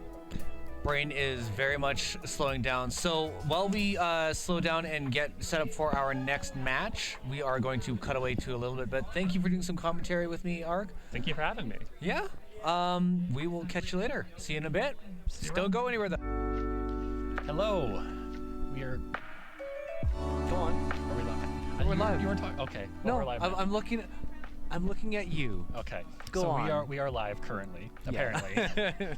So we're gonna do a little bit of an intermission and show off the food items related to each Splatfest. Yeah. So as repeat viewers of the stream will know, I bring in food items related to each Splatfest. And while we didn't stream last time, I did do a past, present, future food item thing. Do you remember that? You're very fond of that. Oh, what were those? Gosh, don't ask me questions that require memory right now. Okay, well, we'll talk about that later. We have sleep. very limited time. We got to Yeah. speed run through the current team. So you picked Team Wizard, right? I did. So pick Team let's pick Wizard. up our wizard wands that we got. So we got cheese strings and meat sticks. My meat wand here Yeah. is ready to cast some spells. So let's give it a try. Yeah. It's a brand that I bought at the store. They didn't give us any money, so we're not going to say which brand Yeah, it is. exactly. It's very edible. Very edible. Very edible. Do you feel very magical right now? Of course, I feel magical. You delivered to me 2 Blake meat, which I can now consume wherever, whenever. And cast spells What kind of spells? like throw meat. Throw meat, chew meat, Yep. greasify. Oh, Greasefy's a good one. Yeah, Okay, so very good. then for Team Knight. Now, I got a lot of wands. There was a lot of wands to grab because Team Wizard overwhelmingly the most popular team, but you gotta cover all the other teams because some people did pick the other teams. Knights are cool. You got armor, you got swords, and swords are pretty top tier. So who's your favorite knight? I'll give you the answer I gave before. And I'm not just my favorite knight. It's the first knight that came to my mind, which is M. Night Shyamalan. M. Night Shyamalan. It's Yeah. a very good answer. My favorite knight, you might think it's like, oh, it's a nice round table. Mike the Knight from that TV show. You know, he's a training knight. Does he show fear? No. Be a knight, do it right with Mike the Knight. But Mike the Knight is not my favorite knight. I actually think he's very annoying. My favorite knight is Movie Night. So we got some delicious Movie Night flavored popcorn. It even says so Yeah. right there. Movie Night. Very Spelled night themed. incorrectly. So we're gonna have some delicious popcorn. Oh, that's true. Yeah, We can fix it. edit. We can edit. Yeah. I love the Movie Knight popcorn. Now it's movie Knight popcorn. There you go. Very good. Tastes like the last movie I saw in theaters, which was the Black Panther 2. Tastes just like the Black Panther too. You're right. I can really taste the weird the ocean kinetic energy. ship. Yeah, the purple kinetic energy and that ship you're talking about. Yeah. It was an okay movie. I didn't see it, so I'm Okay. going purely based off what you're saying. Okay. And then for Team Ninja. So I had a lot of thought about this one. So who is some famous video game ninjas? You have Naruto. You have Boruto. Yeah. You have Sasuke. Sasuke. You have Boruto's dad. You have there's like a bunch in like Soul Calibur. So you have like Okay, that is a video Saki. game. Yeah. Yeah, I don't think is Naruto a video game. Yes, there's Ninja Showdown. Okay, and- I have not and- played it because I don't like Naruto very much. Well, there are some video game ninjas that we can reference though, with food items heavily associated with them. Yes. So my thought process was, first of all, my name is Banana Bro. It doesn't say that underneath my name right now, but my name is Banana Bro. And what is a set of video game ninjas that absolutely love bananas? It's the Yiga clan. Yeah, From Legend yeah. of Zelda, Breath of the Wild, and Tears of the Kingdom. Yeah. So we got some delicious banana-flavored milk to honor the ninjas of the Yiga clan. The honorable ninjas of the Yiga clan. Yeah, who the best, the good canonically guys. do a lot of good Yeah. in the Kingdom. Well, did you? of His Hyrule. boss. I mean, they have the best boss fight in Breath of the Wild.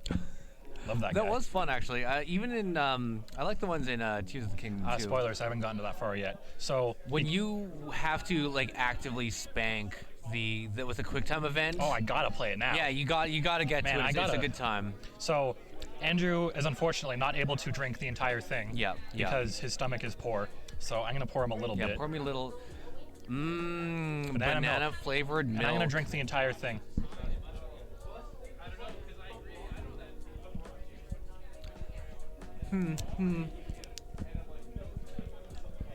Oh my god, he's literally crushing it.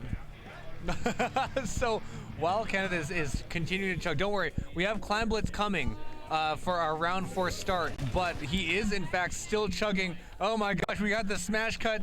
We have too much action going on here. What is happening? We are Brine Waters, Springs, Clan Blitz here. Wait, what is happening here? What is happening? Oh, we have to axe it? Oh, okay. Okay. Well, I- we didn't even need to smash cut from me. We could have just filmed the entire We could time. have filled the. Well, we can I got now a bit with left. action shots. I mean, So it's we almost. You can tell it's almost gone. Oh yeah. Yeah, we do have a second one because Ken didn't know that this would make my guts explode. So Yeah, no, I was unaware of Andrew's poor stomach.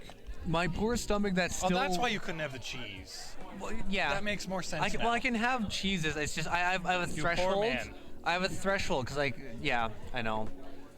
I'll eat it on your behalf. Don't Okay, worry. good. And on Mike the Knight's behalf, to spite him. Well, while we reset this last match, I don't know what the issue was. We were informed as we were starting and doing multiple smash cuts that there was an imposter, A whatever that Sasibaka, means. if you will. Yeah. So I love the meanwhile, ring around my top lip now because we're like the suction. I'm gonna do a little bit of an experiment. I'm gonna see what indecision tastes like. Oh, so So- what, you combine all three? Yeah. so Well, I the got- taste of banana milk is still well in my mouth, so I'm gonna try all three. Yeah. We'll.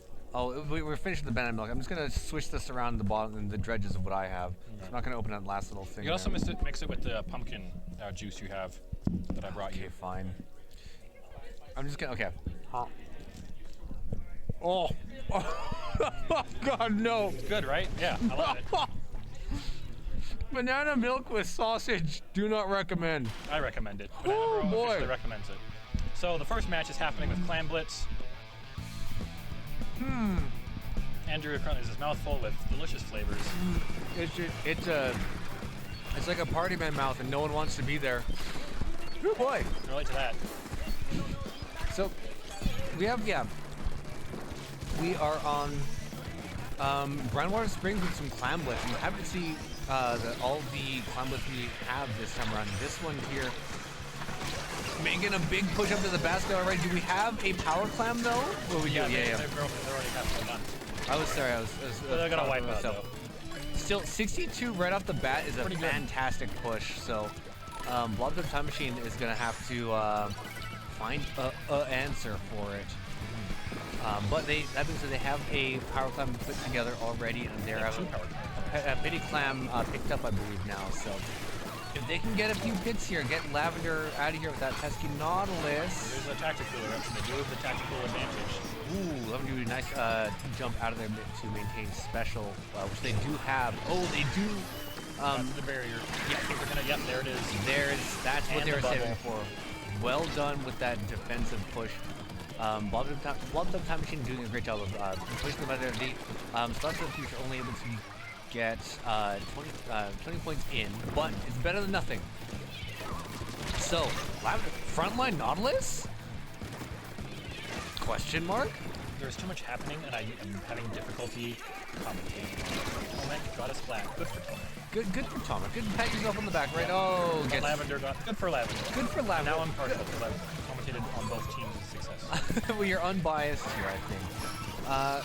So Simple Hit popping the Killer Whale right away, and we do see Splat the Future has 7 clams, and Blob the Time Machine at a bit of a disadvantage in that, but they do have a special. Lavender getting taken up by Mystical Glory, but by that little side flank there, and we just see... Tri-strike going out. Yeah. Good lateral line of tri-strikes. So we have the bevies up. But a nice what drink would that be? Baja Blast, actually. Really cool. Oh, yeah. Man, I could go for some Baja Blast right now, too. I don't know if Joel has told you about his Baja Blast drink, but... I did hear about the gator wine. The gator wine, yeah. I haven't tried that one yet, but... Well, I think you're all set. I think we're moving basketball. If you Yeah, drink it's true. that, you can drink through anything. Yeah, my immune system's gonna have a fun time with that one, for sure. But we see everyone coming up here for a 14 clams coming up. Basket is now open, so unfortunately going down with that. There is a power climb that might go in. It's There going it is, in. taking the lead. Nice Halfway lead. there. Bob Tub Time Machine. Yep, that Ultra Stam coming through and cleaning up house, stopping that push immediately, but they still got the points in, so they now have to play a bit of catch-up, get through their penalty, and get some points on the board here. But they have 20 clams to back that up, which is huge. Yeah, they could make a huge difference to get that. Everybody's like looking like they're playing a game of Snake with all their clams trailing behind them. 7 clams there. Now 2 power clams built, and 2 of them going down as soon as I say it. I purposefully used Will my... the hammer? Oh no, the hammer did not. Oh! Hammer time got canceled. Hammer time did get I'm canceled. sorry, MC Hammer. Your services are not needed at this time. Baggy pants can stay though. I love my baggy samurai pants, which remind me of those. We have a power climb being built here on the Blob Time Machine, so they are strategizing here. Sid can get that. Oh, I'm down before caught the special there. yeah. I was expecting to do the special, destabilize the other team to get in there, but unable to do so because they were the prime target with that big glowing mark. So One power climb is flat in the future. Hammer time is coming in. yeah, they are making that push, but they are Toxic Mist kind of forcing Double Rem. toxic mist. That is some very tactical toxic mist. And it did work because like now we see that. Yeah, there it is. Oh! Wow, that That is big the most push. effective I've ever seen toxic mist be. It's very good for choke points like that because it's area denial and just those small debuffs do add up, especially when you're in a crucial part like that. So love to see that. Lunar doing a good job of just dodging around here. Getting the power climb there, as you can see in the background, throwing it off the side. Yeah, I think both these teams are coordinating with their power clam holding, because especially Splat to the future, like seeing them get their numbers up and do that. ADPD here, they need to get this basket up and get these points in. There's the last, so they get enough in, they win the game. There it they go. is. Oh, I don't know if they're intentionally holding that down, but they do have a bit of time on Blob the Time Machine's side to get a overtime win, Yeah, but they power really, climb. really got to push for it. Barrier is back up. They have a pity climb, but they are running out of time here. They're about 2/3 of the way through their overtime. We need a basket open right now in order to enact on it. We have it. Oh, Like 5 more seconds, I think they could have pulled it off. yeah, They yeah. had the special there that was about to be popped. They had the special, they had the pity climb, which they could have used to break that open and take that lead back, but they were just a little shy of enough time to get Overtime that is done. very fast in Clan Blitz. I saw, like seeing the little gauge at the top Yeah, there. it was just like draining away really quickly. That was almost as fast as when I drank this. You know, now that now we have that VOD of that, we can in fact time the two against each other. That's true, yeah, we can Which is- compare it. compare. I'll be downloading it to my computer today, and I can compare it if I have the energy to. Yeah, I was gonna say, remind me afterwards. We'll coordinate who can download it, because I'll. Maybe we should both download it just for redundancy. Yeah, redundancy. Let's do that. Let's do that. So, We need it's for specifically that footage of you chugging that. Yeah, just only download that part. We have 6 copies of that on separate servers across the world, independent from the power grid with their own battery backup. Yeah, well, most people recommend the 3-2 is it 3-2-1 method of data storage? Probably some. I heard Linus Detective talk something about that. Yeah, years it's ago. like what? 3, 2, 1. And but delete all your. Yeah. Then you delete system 32 off your hard drive. Well, It's that's what the easy. 3 and 2 are, and then you have one computer where you store all your data, and you delete system 32. Yeah, easy. See, Yeah. We all It's as remember easy the as 1, rule. 2, 3. Yeah, that. So Alberta Squid does not endorse any tech tips provided. yeah, do Yeah. not. We do endorse the Jackson 5. We. I prefer Monica number 5. Yoko saying we do endorse the Jackson 5, but there is some contention. Well, where's 4 here. though? Where's the 4 in that? We need to connect the Jackson 5 to our 1, 2, 3 system.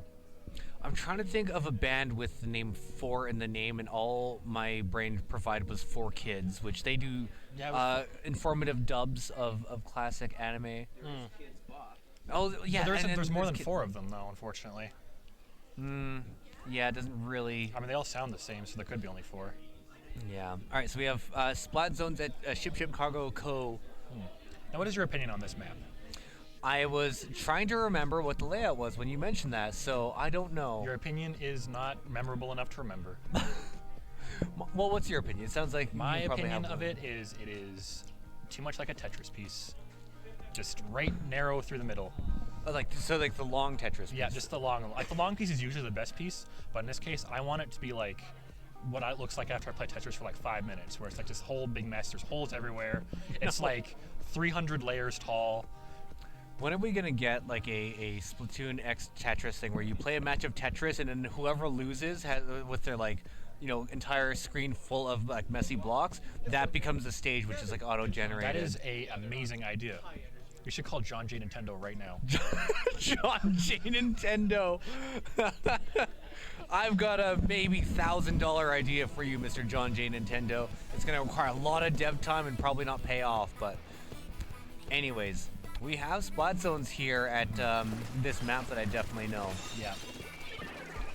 Sorry, I'm trying to remember. I feel like we have played on this one before, and I'm trying to remember what it's like. Well, what? I've played that on before. Yes. Except for me on Blue and Depot when I was playing on my last race ring. It was my first time playing on that map, and I got obliterated because I kept jumping off the stage. It was good. This hammer time. Oh, you're doing a great job of just like being aware of the surroundings and trying to get at people who are trying to flank them. Oh, Was not enough to get into zone back though. And they got another good air denial tool, the rainstorm. I'm chewing some more of my meat wand. That's okay. HP as magic as possible for this commentary. Oh boy. It's very interesting to see both teams like cap it briefly in the beginning here. So they both have points on the board here. So the future here is in need of a few more points on the board to get lead.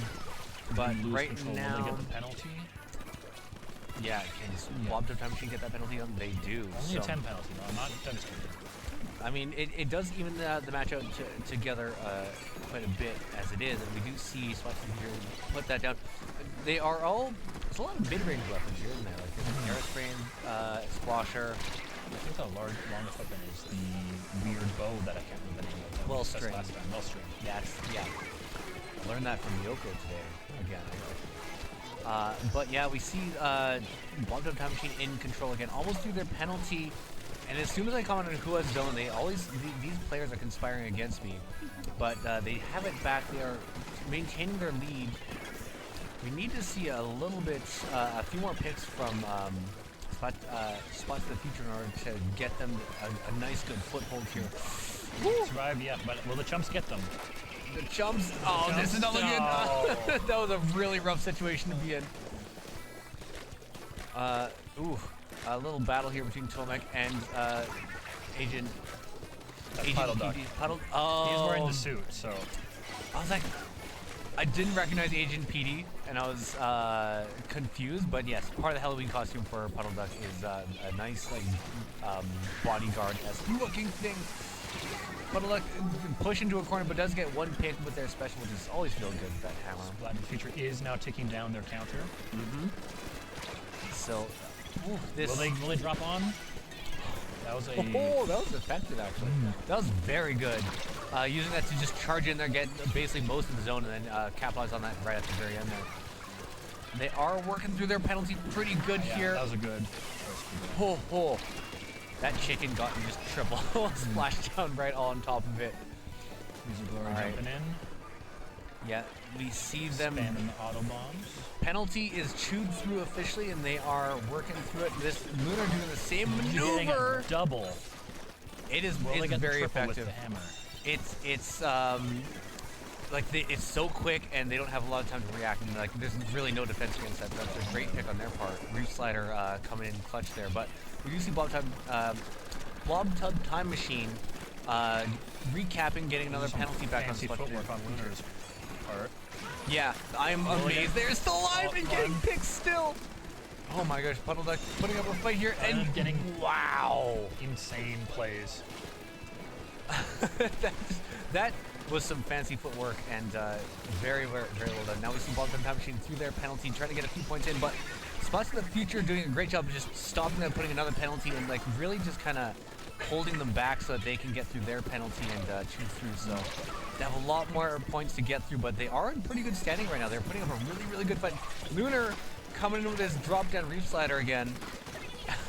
And I just just realized bullying. they're using an arrow spray. I just Yep. realized that. Hey man, it's a weapon in the game. Oh no, it's a good weapon. I was just like, you don't usually see it in a competitive. What do you mean it's not? It's Bro, you're gonna say arrow it's spray not is a the good- third best weapon in the game. Sound off in the chat what your honest opinion about arrow spray is. I'm not gonna use it to blackmail you in the competitive situation. We're safe here. Oh my god. Lunar, that was killer. Literally wiping out the entire team with one reef slider. I believe that was going in the highlight clip. Yes, I think it will. My goodness. Incredible plays there. They bumped the They time machine. probably would get, yeah, they would have gotten the knockout if there was just more time in the match. Wow. That was insane. That was a fun one to watch. Like just so many good plays happening there. And there was some good back and forth there as There well. was. I didn't know who to root for. What I root for is when I see a team like get up and high five each other after they're finished a match, and that's all I want to see. When's the last time you cleaned your bathtub? Like before and after making the video. That's not the fun answer, but okay. I am getting to the pumpkin here. Yeah. And that is the official pumpkin used in the video. I didn't buy Oh, more than cool. one All because right. they cost $2 each. Inflation these days. Yeah. You still to get a pumpkin for 59 cents. I know. Well, But let me know if you need more. I got more. I can get you as Okay, much of that if you want. I'm glad you kept all the bath water. Well, not all of it. Just like the stuff you see in the video, and then like one more of those like scoop cups. So it can age like a fine wine. Oh, Yeah. this is the 2024 year. This is the. There's a good number of bath bombs in this one. Actually, this year there's been some really good bath bombs from the company that I buy them from. That I'm not going to say what the company is because they're not paying me. You're making them work for you. You're making them sweat. Well, Yeah. when you go into that who shall not be named store, like Yeah. which soap do you want to bite into the most? Because for me, last time I was there, they had a special Halloween one that was like mostly clear green, but it had like soap skulls in Oh, it. I've seen those. Yeah. And that one, It does look very edible. It After does. being around soap for so much, I've just like conditioned my brain to be like, hey, maybe don't lick this. This costs a lot of money. And it doesn't taste very good most of the time. There are some that actually do taste good. Actually, I do have a legitimate answer to your question. There is, at the store, a sugar scrub where what they do is they take granulated sugar and they mix soap with it. And if you accidentally get it in your mouth, it doesn't taste that terrible. All right, kids, swear away. Just buy those blocks of soaps that when your mom washes your mouth out with soap after you eat the curse Well, it's words. like a thing you scoop out of the container. Like, you know, like mascara, you scoop it out and rub it on your face Yeah, to like, get the war paint. That is exactly what everyone does with mascara. Yeah, it's like that, but you do it and you like wash your body with it. Another favorite of mine is one of our players, Kaz. He, for winning one of my tournaments that I personally run, he won a jar of soap that looks and smells and has the same texture of chocolate icing. Oh. But it's soap. I haven't tasted that one, though. That'd be a question for Kaz next time you see him. Yeah. How did it taste? Yeah. I suppose. Yeah. Oh, let's Okay, see. Let's see who's on chat right now. my chat froze for a bit, but we're back. We're back. Okay, should we sell our bath? I can do it. I do save some of it, but I don't know if there's a market for it. Well, sometimes you got to you carve your obviously own enjoy market. You know what? I'll endorse this. It's got our sticker on it. It has the date of our season 10 first LAN. It has a pumpkin in it. It is the season for that. So overall, I'm very much enjoying this bathwater drink. I just wish there was like, I just there's something missing from it. It's the iced coffee. It is the iced coffee, I think. I didn't have a cooler. I couldn't bring. I do have more of that iced coffee in my freezer right now. The iced coffee that really looked like peanut brittle when Yeah. you were. For people in the stream who haven't seen it, just go to our YouTube channel, search up Alberta Squid Swamp there, and look at our latest. By our latest creation, I mean Kenna's. You can say our. I'd like to lump you all in with the weirdness. We're accomplices. Yeah. We are associated with you and your crimes. I'd say there'd be triumphs, not crimes. I would agree. And don't too. worry, I've got the next one already all planned out. Okay. Yeah. I say no more. I want to leave it as a surprise. I did give you a sneak piece information during the end of our last casual LAN. I see. Well, you're Remember I putting screamed a lot. about you about pumpkin spice lattes? I was like, that's our next video is pumpkin spice lattes. As I was like leaving to my car. I see. Well, I am very much into pumpkin spice latte, but we have our best of 3. This is the decisive match for this round here. 1-1. 1-1. Love to see it. Chickens. Got chickened on stream. That is what it is. I've definitely caught up on that too. Wow, we are really pushing up your Lunar here with the Splushiomatic here, just putting down some massive amount of paint. And jeez, sneaky and rude. Exactly what you want from your frontliner. Wow, can we get one more? No. Okay, all right. Lunar taking out the Nautilus up there, and we're just really painting a path up here. This is if the Rainmaker were picked up and like following that close, that would have been a great push. But that was a very overextension. But it was trying to clear the path for the team. We are up to 50 points on Blob Time Machine's parts. So. Not for nothing, that's for sure. At least Wipeout, they might be able to get all the way up to the checkpoint with this wipeout, actually. yeah, I think they will be able to with Lavender on that. There we go. Lavender with the special. Yeah, special and coming up top, but a little threatened here, but using that triple splash and again, nice pick on Musical Glory. A triple. Woo, triple, and Will now they- they have a wipeout, so they They'll get the lead for sure. There's a lead. There's the lead, and we see them being pushed up again. Frontline Nautilus work. I don't know how people do that. It is a mystery to me, but it is clearly working for them.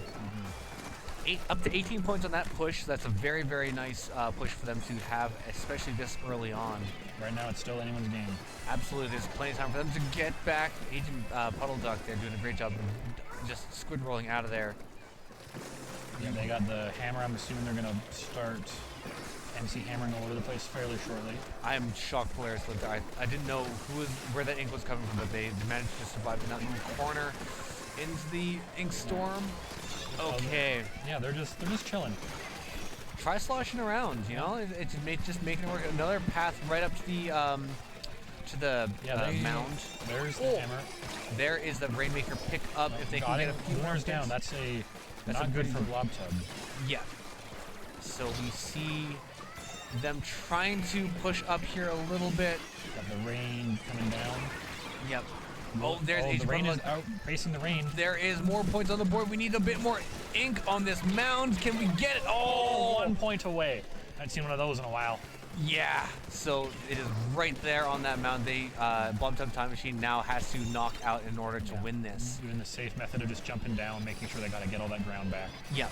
But that being said, they still have like 2 minutes to get this done, so it is still completely open here. But as if Splat to the future plays entirely defensively, then they are going to be in some pretty good standing. But Sinja having a hard time getting out of. this area here. But it is a Rainmaker reset, putting him right back in the middle, Not which a does help. bad situation.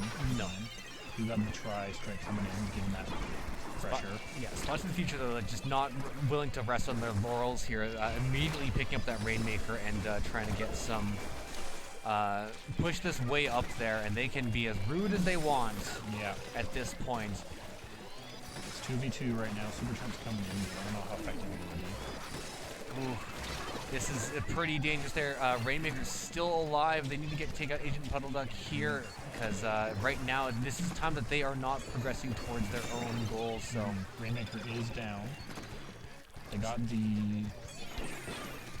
Oh, that what's the word?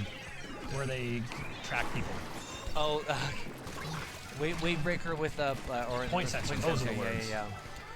Carly getting taken out by some looked like explosion shots. Ooh, Agent Puddle Duck getting taken out by Lunar with that Sploosh-O-Matic coming up around here. So it looks like they are trying to carve a path up here with the hammer. Taking Polaris, get the toss.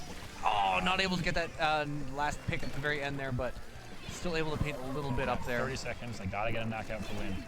Yep, it's coming down to the wire here. It's still possible, but they need to get, if they can whittle down a few of the people here, if they can focus on Lavender maybe and take them out, they can get this. But right now, Splat is doing a good job just staying alive for the boss as they get All one. they gotta do is just, if they hold the Rainmaker in the next 5 seconds, they basically win. Yep. Yep, and that's precisely what they're doing.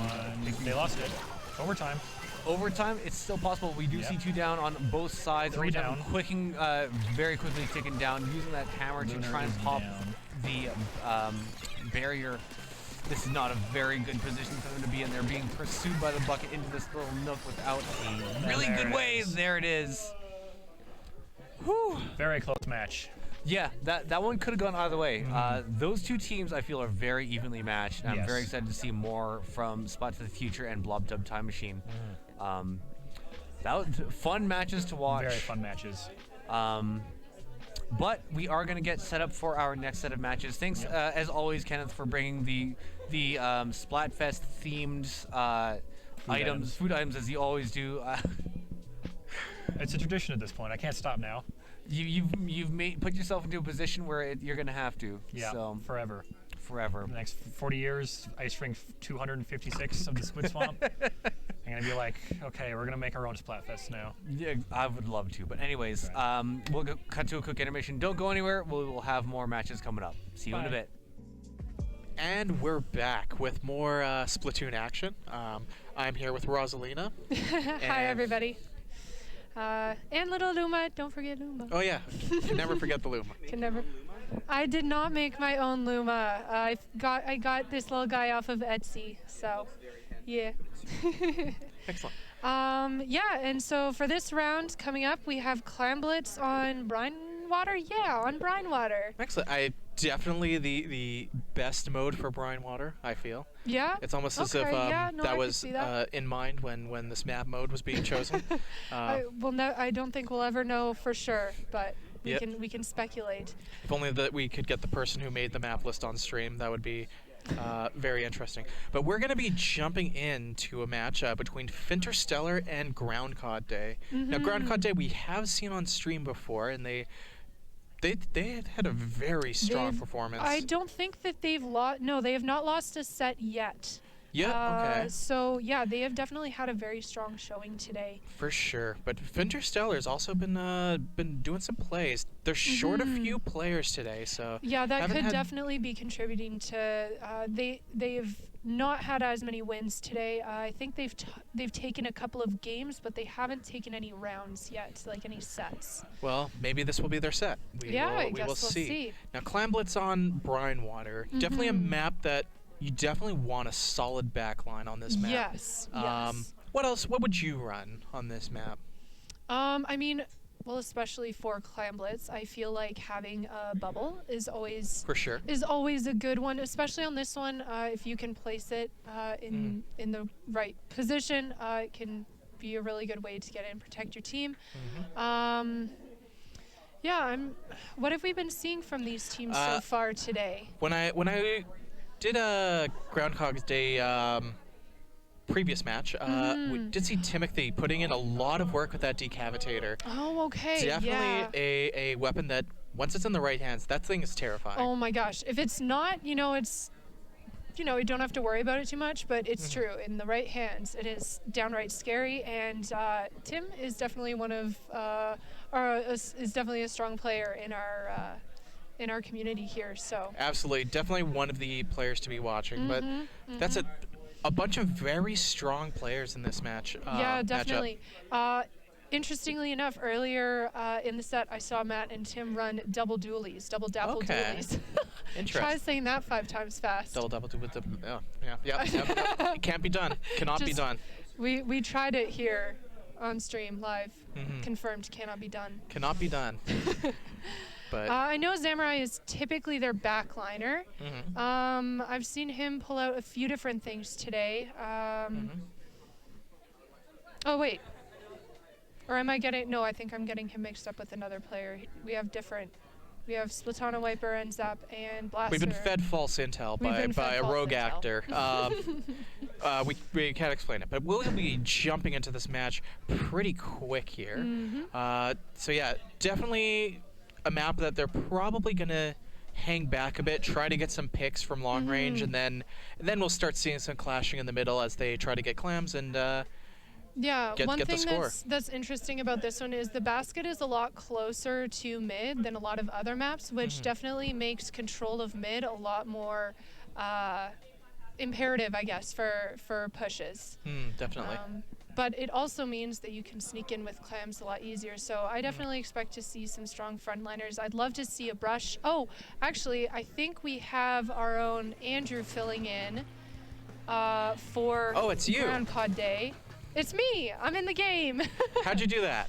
I But yeah, and ever since they've sort of updated this map, given a little bit more room on the wings, I wonder if that's going to affect how these teams approach getting up. But we're seeing our first splats, the bomb getting a splat on Clave there, and Artemis. And there's you, picking up some clams. There I am. Look at me go. Yeah, I definitely love the beacons, just for Clamblitz in general. Oh yeah, and you were right. There's him on the decavitator. Yep, gets worn down on a. Yep, and D-Dad coming in looking for it. And and we've got the paintbrush. We got a brush duel. Yeah, brush duel. Octobrush comes out on top. Yeah, Paintbrush has the range, but Octobrush has the speed. And that's that range, that's what you're looking for. And there's the bubble that I was talking about, just a really good position for it, able to sneak in with that beacon as well. So we'll see if his team is able to make use of that. Yep, and gets a splat on the bomb. Yeah, so... And looks like they're just trying to push them back at the moment. Yeah. Oh, that's what I'm talking about, that beacon. That beacon was so sneaky, and it comes in so clutch right there. What a play. What a great play. And you're coming in from the left, it looks like. Yeah, kind of a bit of a reset here. Both teams trying to get some control in mid here. Painting them with missiles. Fintersteller takes a couple of hits there, 2 going down. Yep. So just trying to play a little bit defensively here, waiting for teammates get the to team come back up. Good splat right there. Yep. Oh, coming in with this special, so it looks like this is another attempt at a push from Groundcod Day here. But do they have a clam They ready? do not have a clam quite yet. Looks like Matt is the closest to a clam with 5 there. Yeah, it looks like not a position they want to push from, so that's going to be Matt backing up right there. Yeah. Now it looks like Fintersteller are pushing into mid a little bit here. We'll see if they can get some picks. They've got a couple of their specials online. And so does Groundcod Day. So they have one. They're about to have a second. There it is. And good. Oh man, and I go down right there. Yep, a good spot up there for the paintbrush. That's a. Yeah. Paintbrush is really good at all the brushes can rain down ink pretty good, but the paintbrush in particular, I call it the dynamo of the brushes. Yeah, it's definitely got that vibe to it. Definitely heavier, a lot more powerful, but when it's in its element, like there's nothing like it. Yeah. Fintersteller just really seems to be struggling here with like getting control of mid, just getting the picks that they need in order to push up. It looks like this might be an opportunity here if they can. They try to chase Timothy down, but But He's just too sneaky. That Yeah. decapitator. and that's the thing, because like, if that's charged, that's a one-hit KO, right? Yep. Indeed. So he's just hanging on to 7 right here. Looks like he's waiting for an opportunity to just sneak in with one last clam. Because as soon as you pick that up, everyone can see exactly where you. Ooh. Oop. So sneaky. That I don't know how he got away with that, but I don't know either. Oh, looks like he's jumping out. yep. The team, Repositioning. support the team on the right side. It looks like. Yeah, Fintersteller just really struggling to get these picks to be able to push in. But Groundcod hasn't been able to push up again since that initial push. Kind of like a stalemate in mid right now. Yeah, just a lot of back and forth. Neither team really pushing up too aggressively. But Fintersteller, a little over a minute left on the clock, and they're going to need to make that push pretty soon here if they want to have a shot at winning this round. Yeah, but it looks like Groundcod is the one pushing up here, gaining a little bit more ground. Providing Timothy some jumps. Deja sitting up top, raining some ink down. They sort of have a good defensive line here because there's no other way up there other than that one rail or up that ramp. So that's a good place to hold them down. I think they just need a little bit more aggression. Yeah, they're playing very defensively, and with 40 seconds left on the board, this is not the time to be playing defensively. Especially when you're down, right? Yeah, especially this paintbrush just kind of sitting back here, pushing up. Okay. Yep, now they're going for it. Now they're going for it. Okay. Oh, that was good. That was a really good catch. You get this one here. Okay, yeah. Do they have a They just clam? don't have the They don't have a clams. power clam though. They have 10 seconds left on the board. Okay, they're exchanging some clams. They finally have a power clam here. I really want to see this these dualies. Yep, they gotta do it now.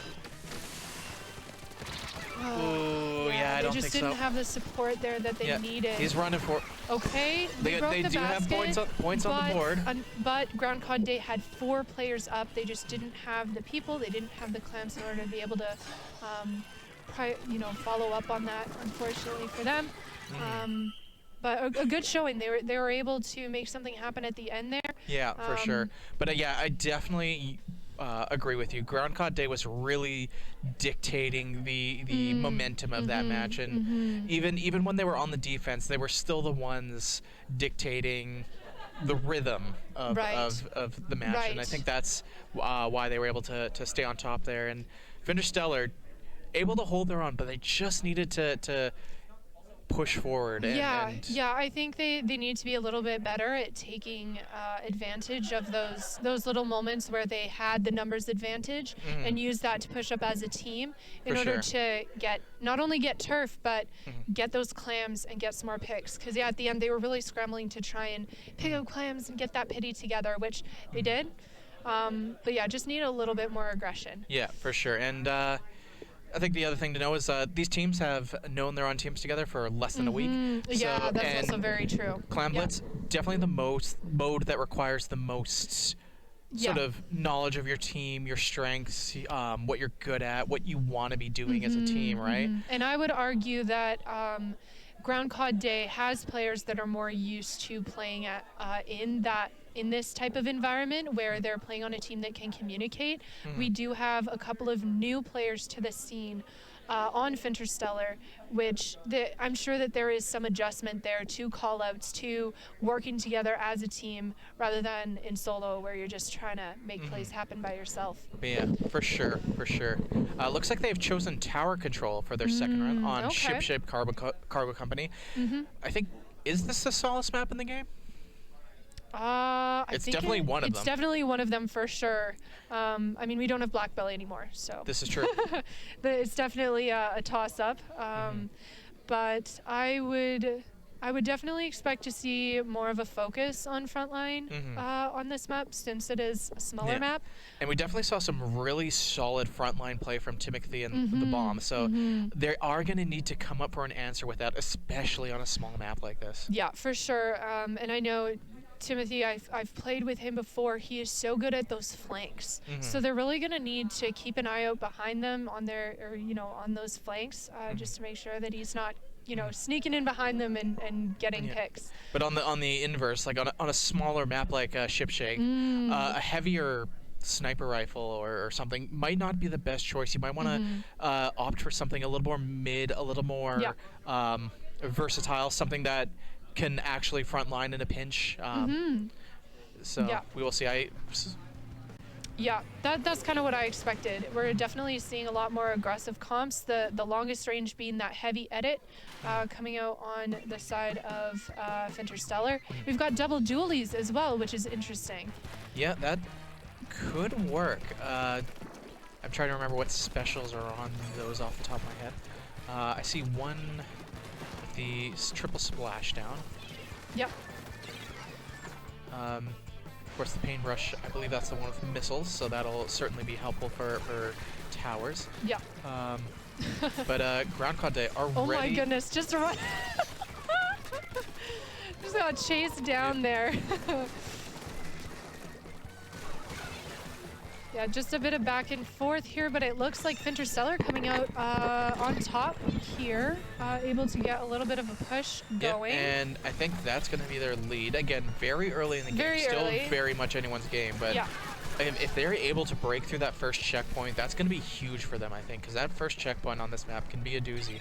Wow, and they do it quite easily, actually, which was, I noticed that some of their teammates were really pushing up aggressively, which is something we were talking about they were lacking the last game. So it's really good to see from them some of that aggression and just taking ground to make way for, you know, the teammate who's sitting on the tower. And yeah, they are, just keeping them very staggered as well, which, but Samurai looking to wow, push and from Jack's a different. Just chilling on the tower here, getting all the way down to 28. Ooh. Wow. That was a very important spot for them to get, because that's. It allows the team to come back and keep mid, and keep the numbers advantage. So. Yeah. And. We're fighting for that tower, but they were able to take it away from you. Wow, Fintersteller just really killing it here right now. This is just really solid play from them. Yeah, really solid. Oh, and there looks like Samurai getting in behind, but the tower's still moving forward. I don't know that they've noticed Samurai, though, behind them yet. Well, they certainly have now, because... Oh! Ooh.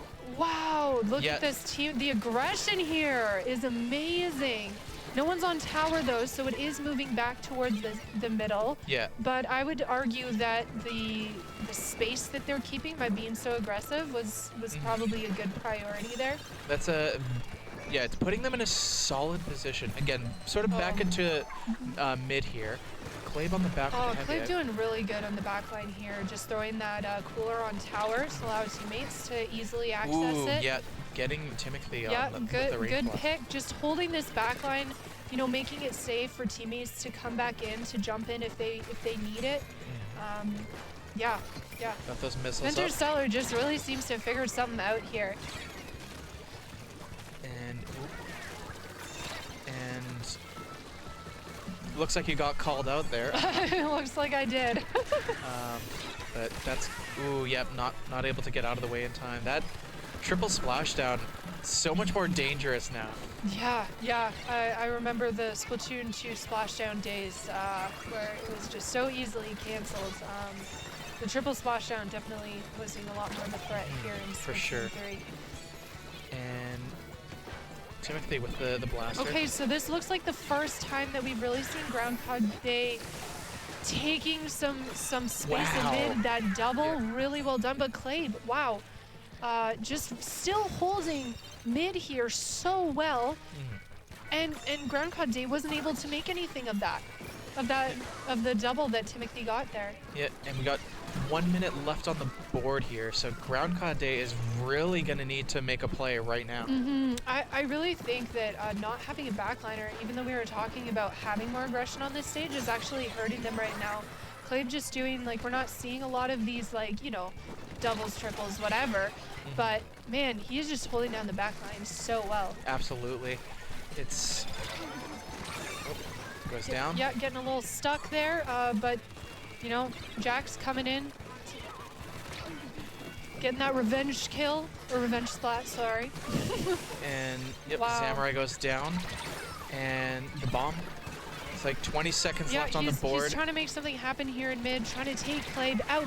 Oh Ooh, my goodness! but just that So that was actually really good use of clutch. cover Yeah, right there. Yeah. I think that could have really changed the tides there if Clabe had gone down.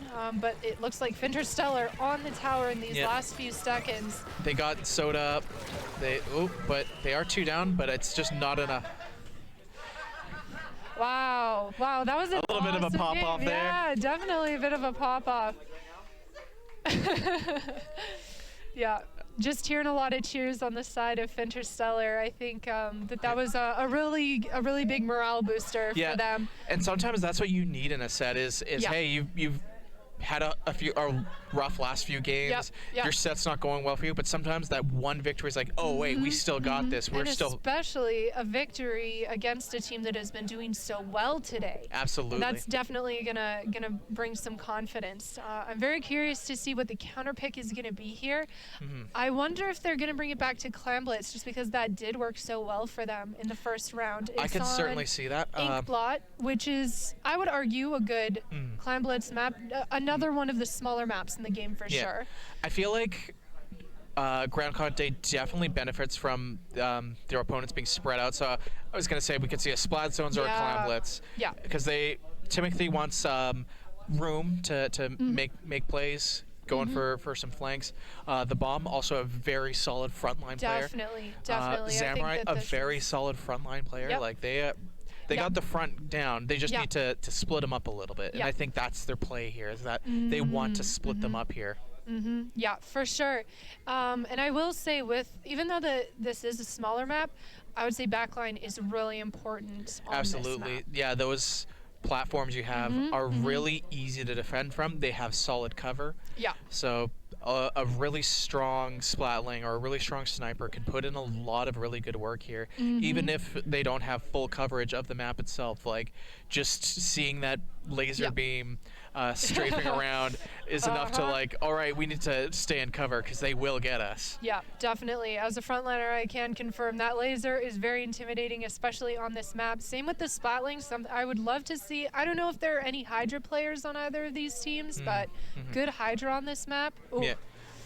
But looks like Oh, very frontline very again. frontline heavy from Groundcod. Oh, and quite backline heavy on the side of Fintersteller. So this is going to be really interesting to see how that plays out here. But just look at how fast that decapitator can get to mid. Yeah, for sure. Already up on top there.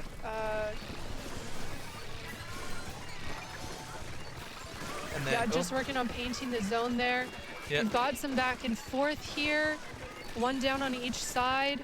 Yep. Another one down on each side. But it looks like Fintersteller getting control first here.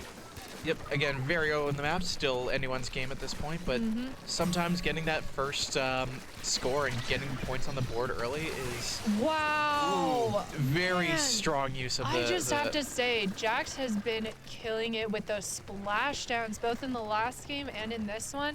Just the timing and the positioning has been so good. But gets called out by Clay. Wow. Again, the reef slider, they can see exactly where you're going to end up. So if there's a weapon such as the heavy edit Yeah. that can just stay out of range, Yeah. you're basically a sitting duck. Yeah. But Groundcod Day do take control of the zone. Yeah, and now it's going to be a matter of can Fintersteller get back in here. This is a very tricky one to get back in when there are a lot of strong front lines. People coming up on the ramp on the right, harassing from top mid, hanging out below the drop and just spraying bombs or ink up there. And that looks like what Groundcod Day is doing, and they're doing a really good job of it here. And Timothy looks like he's going to be coming from behind. Oh, there's the first. Yep, there he is. Yeah. That's what I'm saying with the flanks. It's Oh, trying to get the splashdown in there, isn't able to get anyone. And it looks like Groundcod Day is pretty firmly in control right now. Yep, they are. Fintersteller was not able to get a penalty on Groundcod Day. And yeah, It that's looks going like to be that's gonna be it. Groundcod Day taking that. but to be fair, Fintersteller took Groundcod Day, a team that has been performing incredibly strong this LAN thus far, and they were able to take him to the final round, which is not nothing. That, like, hey, the giant can be defeated, right? For sure, yeah. Hopefully they're able to carry that into their next game. But yeah, definitely very strong turnout from both these teams. For sure. We are going to cut to a quick break, and then we'll be back with, I believe, our final round? No. So close to the end. yeah. I think we've got 2 more rounds that we're still doing. So yeah, we'll see you on the other side. Alrighty. Bye. Hi, Hello. Welcome back. It's round 5, baby. It sure is. We are about to watch Blob Time Machine take on Fintersteller.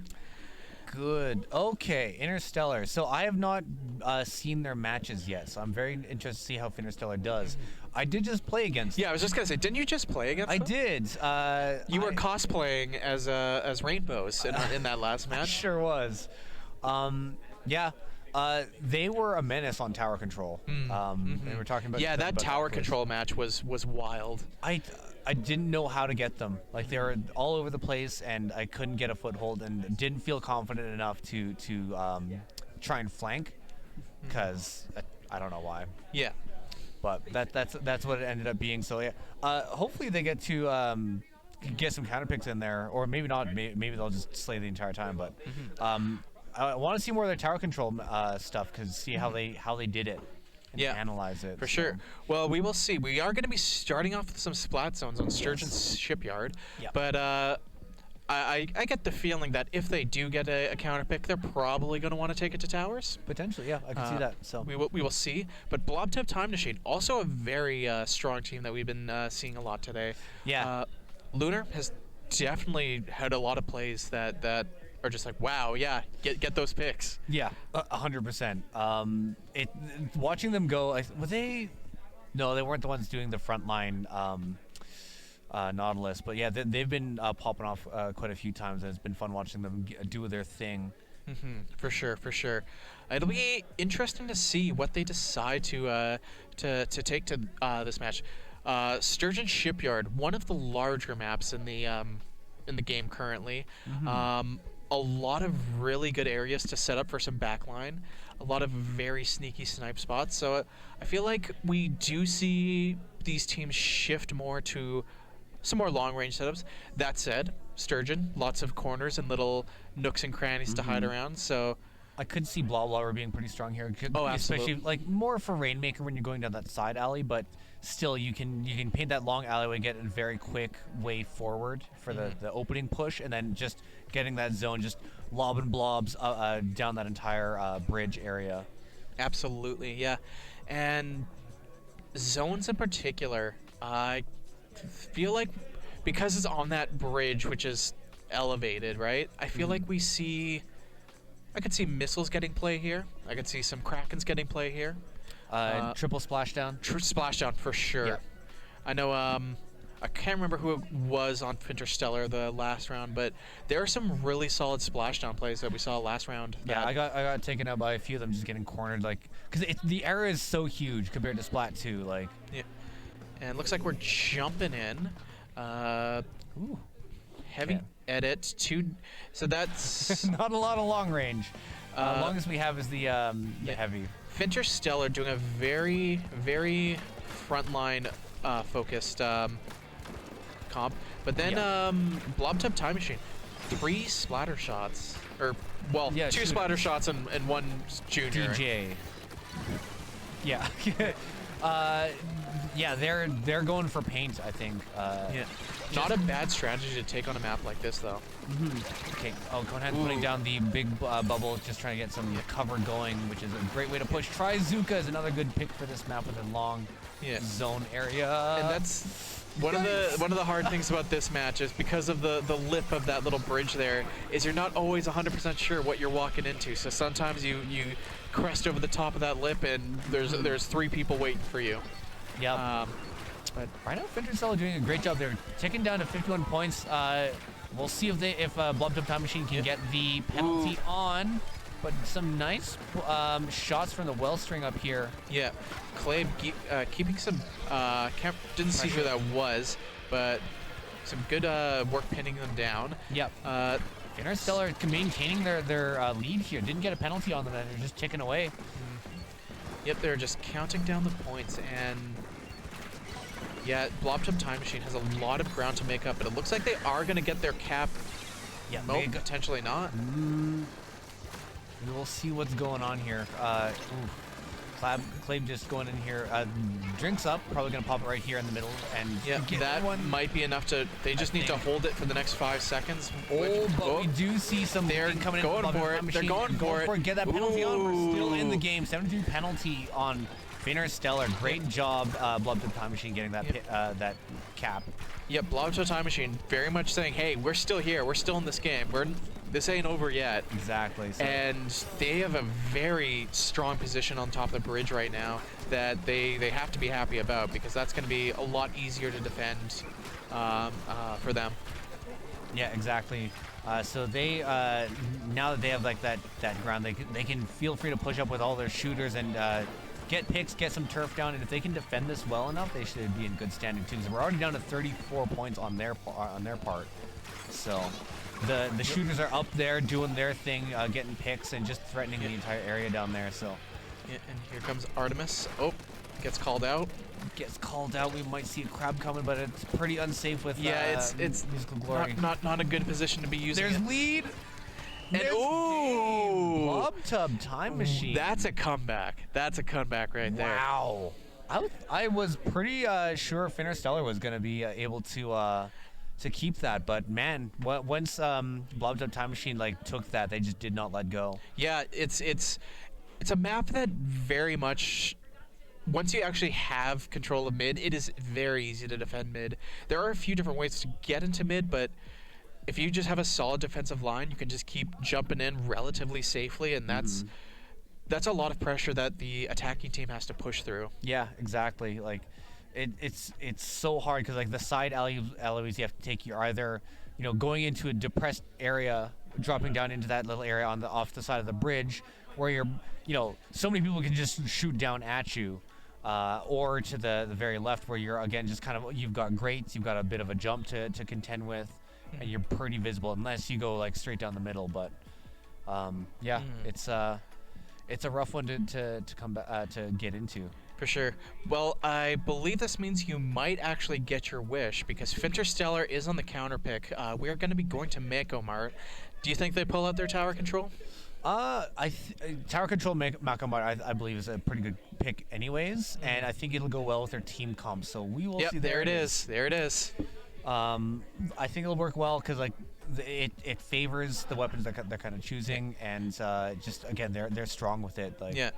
Now, as someone who just played against Fintersteller on a tower control match, how'd that go? How'd that go? Tell me about it. They pushed up, and for me personally, I was never able to get past mid. We got a few points on the board to start just due to our start coordination, but past that, I don't know exactly what it was, but they were just able to keep picking us, and I think staggering us to make sure we weren't able to really fully coordinate. So.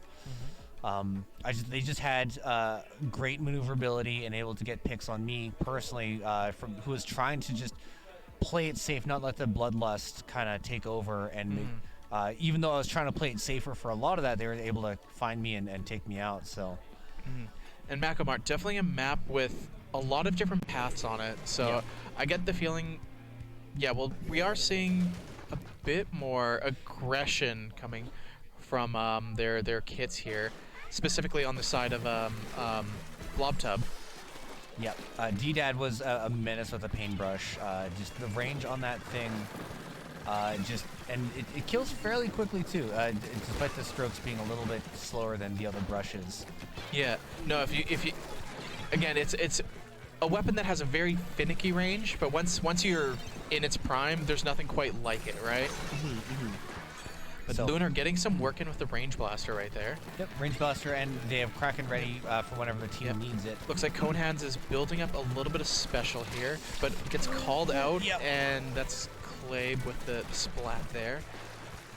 Yeah, Clabe on just getting ready to put some turf down. Looks like they are... Both teams have been on the tower for a little bit here at 90 and 91 points on the board, but just need to see one... Okay, so it looks like Fintersteller has is 3 down right now. I'm expecting Blob Time Machine to hop on that tower and get some points on board while they respawn, but as I said that, most of the teammates respawn, so we'll see how far this push goes. Yeah, the Clabe goes down. Cohands drops the bubble, and looks like they're trying to build up a second one, which for tower control, probably the strongest play in the position that they're currently in. But D-Dad's going to be hitting them with those missiles, which is going to force them to get some move around, maybe put them in a position they don't necessarily want to be in. Musical Glory with the other paintbrush. Yeah, getting some picks, and just they Blob Time Machine was able to take Fintersteller down like a few people at a time to kind of stagger them, and now they've got control of that tower. Getting out paintbrushed though. And just a lot of back and forth in that alley, but Clabe not jumping on the tower just yet. Probably the smart move. Just not able to put up the pressure they're going to want to be putting up on that tower. Looks like they're ready to jump on it now. Getting drinks down first, which is a great idea. And they're going to have for a little bit of cover. Getting one pick on tower, but they are 2 down right now. And not cracking. Good jump out. Good job. Jump out. Nothing you could have done in that position. Had ample time to react on that, and they did it. Now they still have a little bit of time to build up another tactical cooler. That's for Fintersteller. That's going to be Fintersteller putting a fair amount of points on the board here. Yep, they were already on tower when they got that wipe, so that's great. I don't think that's going to be enough for lead, but it's going to get them pretty close. Close enough to beat this first checkpoint at least. Which is good, because that is a very hard one to contest sometimes. Oh, Clay getting a rough spot here. It's definitely don't want to be defending the low ground. Obi-Wan was onto something. he was quite wise, honestly. D-Dad launching missiles. But Fintersteller did take the lead on that last push there. But I think their push might be over at this point as Blobtub looks to answer. Yeah, so we have roughly the same 50 and 59 points for either team, and 90 seconds on the board, so still very much anyone's game. Both teams have ample time to make a play here. And nice pick, Sid. Yep, and that is there's Blob Tubbs' play right there. Yep. Good use of the special, and it's going to give them the time they need to get back to center at the very least and get a foothold and get some turf down, hopefully. Right now, it's... And Blobtub definitely has a pretty strong command of mid right now, which on a map like Makomart is very important. Yes, being able to just lock them out with turf alone is pretty huge. Clabe putting in work, but Blobtub did take the lead back. No, they did not. Wait, did they? I believe I saw that, yeah. They did, yeah. So they're down to 40 points now, so it's up to Fintersteller to get another 11 points, but we could see them do that. They have Crab Tank out right now, forcing Conehands down this alley into a bad position. Yeah, not a position that again, sometimes you just run and it doesn't work out for you, but... Artemis rolling around, getting a nice pick on Musical Glory here, so they are positioned here to potentially get some good points on board here with the Tacticooler buff as well. Everyone is there. It is kind of a bloodbath right now. Yeah, that Inkshed is something to be reckoned with for sure. We have Splashdown on hand with Illidan's here. On tower, they're popping it right now just to get that last print on tower and get that lead. That's a 3-on-2 right now. All right, we're going into overtime, but we need to get that Kraken off and keep it off. Oh no, they were saving that Kraken. They were saving it. I would have made that same choice that Illidan's did, just trying to hop on tower and keep momentum going, but that Kraken knew exactly what to do. But hey, when it comes down to the wire like that, sometimes you just need to like rush into a play. Like, this isn't the most sound play that there is, but it's what needs to be done, and maybe it works out. Unfortunately for them, it did not work out that time. No, it's tough when a Kraken's around. Like, they are invincible, and they damage you just by like being Existing. at you. So Yep. just for existing. So. Yep. But that's a 2-0 set for Blob Tub Time Machine. We are going to be running to the third match. Yep. On Lemuria Hub, the newest map to be added to the game. Yeah. I certainly think it's one of the most interesting ones. I'll let you know my thoughts on it when I see it, because I've not seen it yet. Do you remember Skipper Pavilion from 2? Yes. Skipper Pavilion, but better. Okay. All right. I didn't mind Skipper Pavilion. Oh, I left Skipper Pavilion, but for the people that aren't monsters like I am, it's definitely a pick. And again, they are going for towers again, staying with what they're strong with. Again, they were putting up a really solid fight on that one, and maybe Macklemore is just not the map for them. Maybe Lemuria Hub will suit their playstyles a little bit better. Yeah, they Fintersteller had lead for quite a while on that map, but then once Blob Tub Time Machine got their footing, it was hard for them to push back, because I think Blob Tub Time Machine was doing a bit more coordination with specials. For sure. And yeah, they were just able to call out when they needed to, get the picks that they needed, and just it wasn't all in one go, but it was just able to consistently push forward, right? Yeah. Okay. Well, while they get their loadouts done, that's sorry, I mentioned before, I'm running on empty. I was trying to find something to say in the middle of that, but then I'm like, I really just want to take a sip of my bathwater. So. Yeah. How is your bathwater? Very flavorful. Honestly, a very enjoyable drink. That's why I keep drinking it. Well, it looks like you might have spilled some of your bathwater on Blob Tub Time Machine, because they are rocking the same color you are right now. They sure are. Fintersteller. What? Ooh. What a snipe. That little jump snipe. That's was saucy. Very clean. Oh my gosh, look at all these moving parts. Yeah. So, I have seen this map before. Okay, I remember this one now. So they are Blob Tub Time Machine here with a big bubbler on top of the tower, which is always a great pick to especially get through this checkpoint. Not able to get through quite yet. But yeah, the bubble wears out, and Clabe is already ready to get the splat there. Clabe does have that anti-cavitator was coming for them. Yeah, it was ready, but it was able to inkjet out of the way. Didn't get any splats with it, but hey, stayed alive. Sometimes just knowing an inkjet is around is enough to change your actions. Make sure you want to like hide under something or behind cover, which can affect the match. So they are at the first checkpoint here, ticking it down, getting so many squids on board to try and get that down a little bit faster as they drop down, and they do get through it. Sid here with that menace of a Kraken, just putting them off tower, and does get taken out by, I think, Clabe's inkjet. I think that was. Ooh. I wasn't sure Musical Glare was going to be able to survive that. That was a good jump out. Very, very slippery play right there. Artemis here trying to get some more points on board. Pop in Crab Tank to try and put some pressure on so that they... But, that sniper is looking. Yeah, that laser is very much targeting. But I think... Did they stay alive? I can't really see, but... It's difficult, but it looks like... you got to get out of there. That's a 3-on-1. You can't win that. No, D-Dad doing a great job with that paintbrush, getting out of there, using that to just scooch away. So we are seeing Blob Tub Time Machine get to the checkpoint here. But they are 3 down, and their last up is their back line. So, Sid being pushed back here, but Clay managed to squeeze out of the way of this killer Kraken here. But again, like we said, same with the inkjet. Just knowing there's a Kraken in the area is enough to let's take a step back. Let's get to some defensive positions. Cavitator getting one pick here. Yeah. Ooh. Bloodbath by the tower. Yeah, but it can change your actions just by not wanting to be anywhere near it. And oh boy. And Fintersteller gets 3 down. Yeah, 3 down. D-Dad just hopping on the tower quickly to get control, getting a little bit of ink to fire. Using missiles to displacing the sniper. Good play.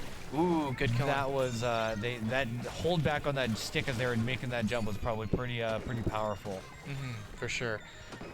Illidan's riding the tower, has the splashdown ready. That's probably going to come in clutch in just a moment here. Yeah, their team is doing a great job of pushing forward while Illidan's is here on point through getting through this checkpoint, putting up past it.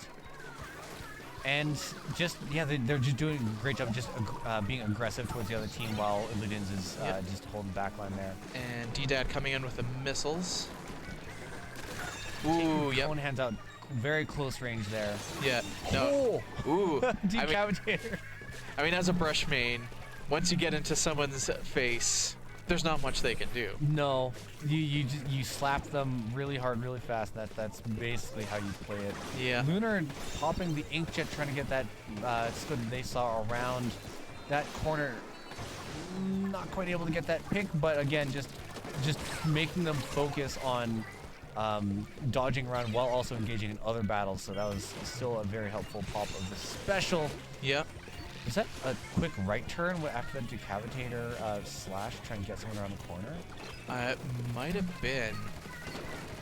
Cool. But cool. Fintersteller, ooh, gets 3 down. Wipe with the wipeout. So Clave is gonna looks like push up, and we have them just kind of swarming around the tower, trying to protect it a little bit here.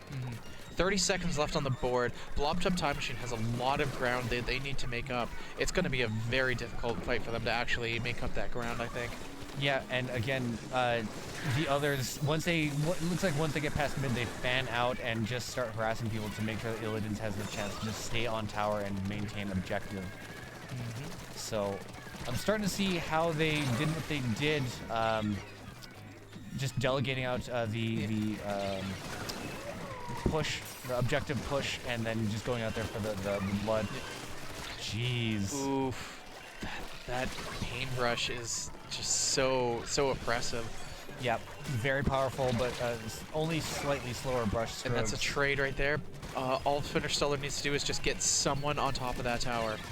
And with Clay clearing it off with a jump in though, so just pipe that one person off, and once we get someone on that tower, that's the end of. Though we have one more jump in. Oh, there it is. No, that's again at that point it's like you're gonna die when you jump in. Yeah. But you gotta do it. Yeah, there's no other choice. If you just try and walk up there, you're gonna get timeout. So you have to try something, and that's what they did. So great job, Fintersteller. Great to see that on stream. Absolutely. To see your tower control prowess continue.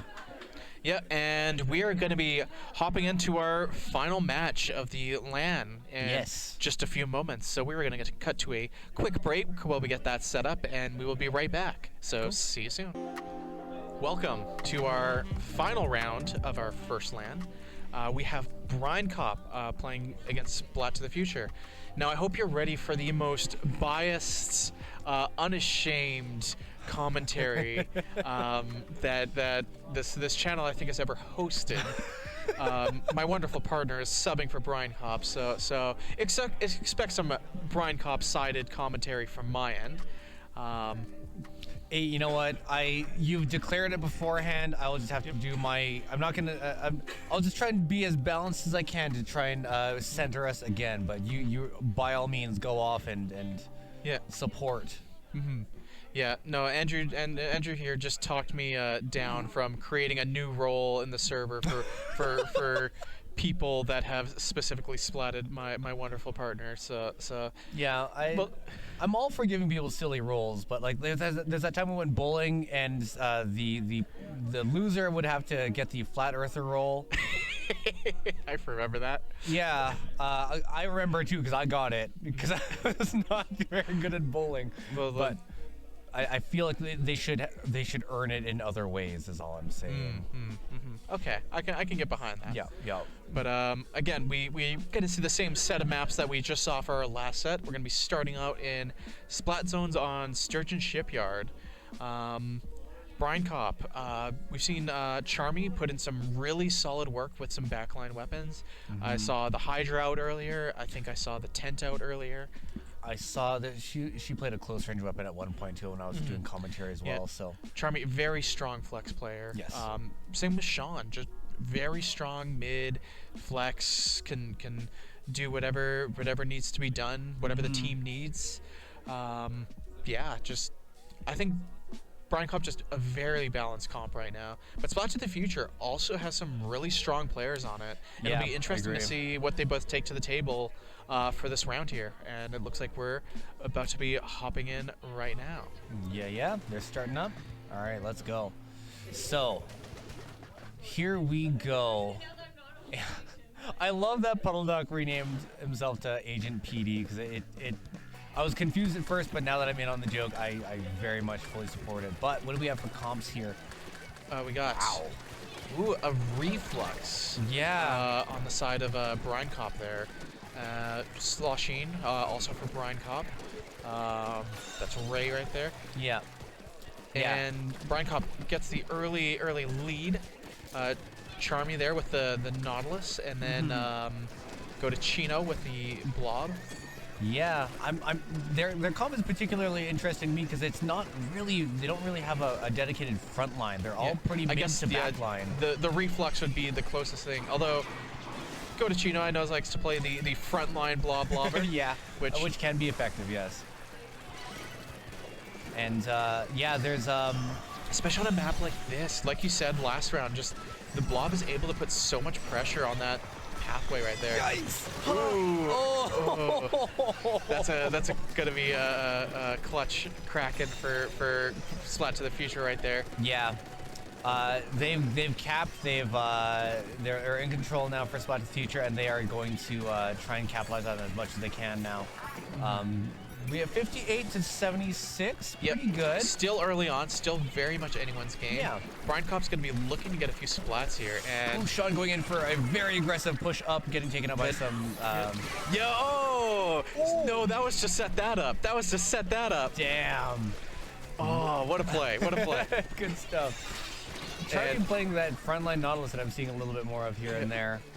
Again, like you said, there's no dedicated front line, but a bunch of weapons that can pivot to front line if they need to, right? Yeah.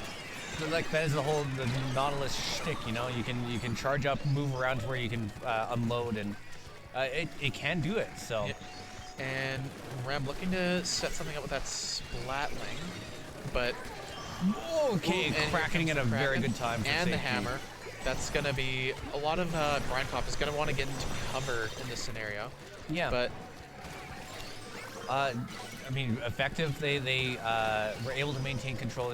Losing it right now, they just need to put a little paint down in order to maintain their control. But looks like Brinecop is not going to allow that with Charmy coming with that triple splash down to cap that. And that's going to push them back into a position that's a little bit harder to defend in the court there. Carly looking to get the high ground. Yeah, getting the high ground to put down some pain, but getting pushed off by Godachino Blobs. Yep. Ooh, that was a little. Get him, Godachino. Get him. Carly's doing a great job of staying alive, though.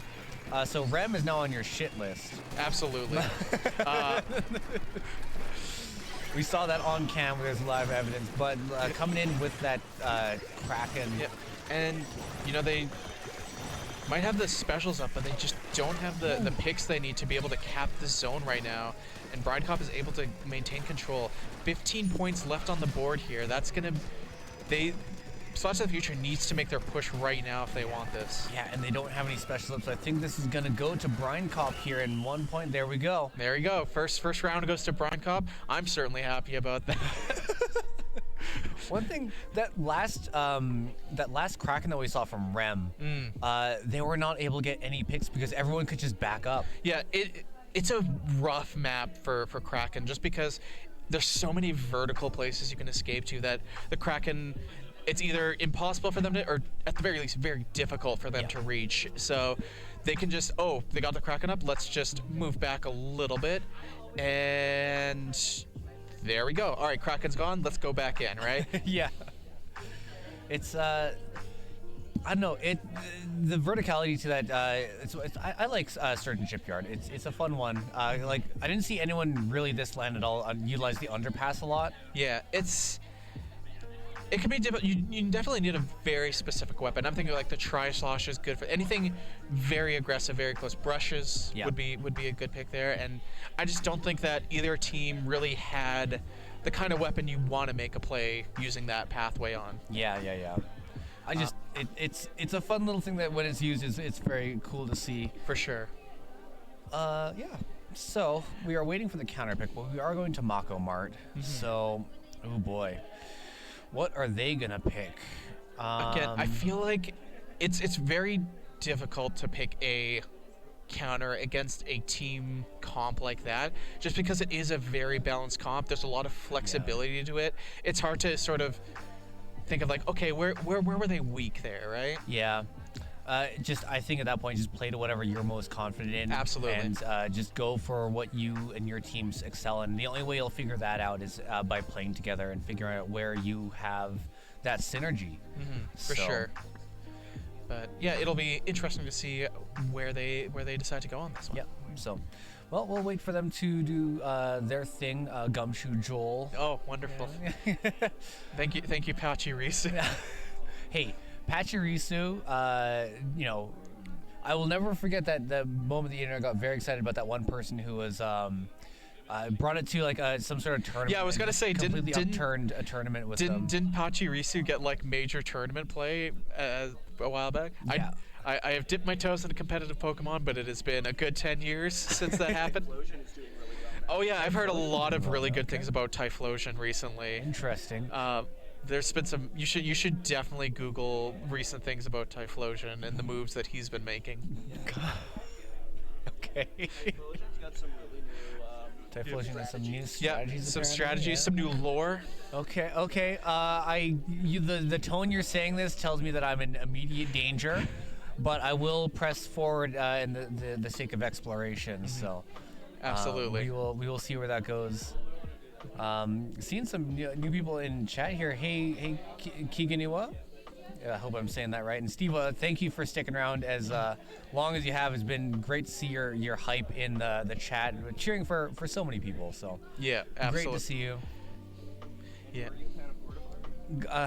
Carnivore is an interesting one. A lot of people are big fans of her. But let's. But I'm a big fan about the match that's about to go down right now. So we are tower control. Yeah, Brinecop in yellow and Splat to the Future in purple. Yeah. Again, just a very balanced comp from Brinecop. Charmy switching to a bit more of a backline Hydra. Yeah. That Booyah is gonna get a fair amount of play this round, I think. Yeah, especially with the tower being like the prime target to throw that down on. But Lavender, decent place with the Nautilus there.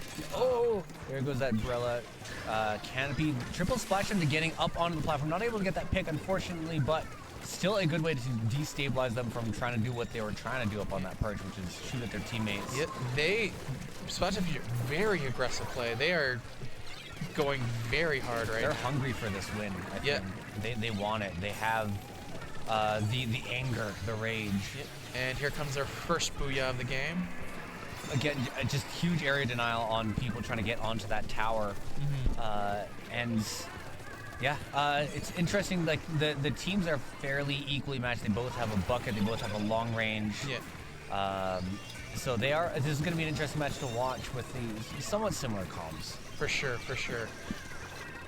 And that, jeez, just that umbrella canopy's charging straight towards you. As specifically as a heavy would be pretty intimidating to me, but yeah, that new umbrella, it's definitely a weapon that I think has taken a lot of people by surprise and just how versatile it can be. Go to Chino using Kraken. Yeah, and getting out of there. Yes. But gets called out by Lavender there. Yep, pushing up with that frontline Nautilus that they've been doing quite a bit, getting that pick down that alleyway, which is a great matchup for them, honestly. Wave Breakers coming out to help destabilize the other team a little bit. And a solid pick from Sean right there. Yeah, Those canopies are regenerating insanely fast. Yeah, I think that's the whole shtick with it.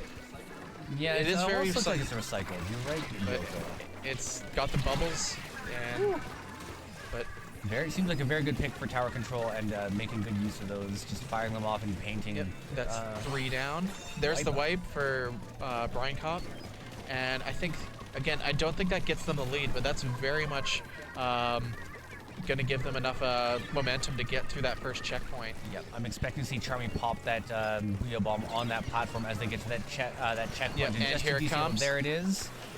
Lavender's going to have to... dropping it on the tower itself to protect. Not able to survive, though. And I think, the thing to remember with the Booyah Bomb is it's not just the...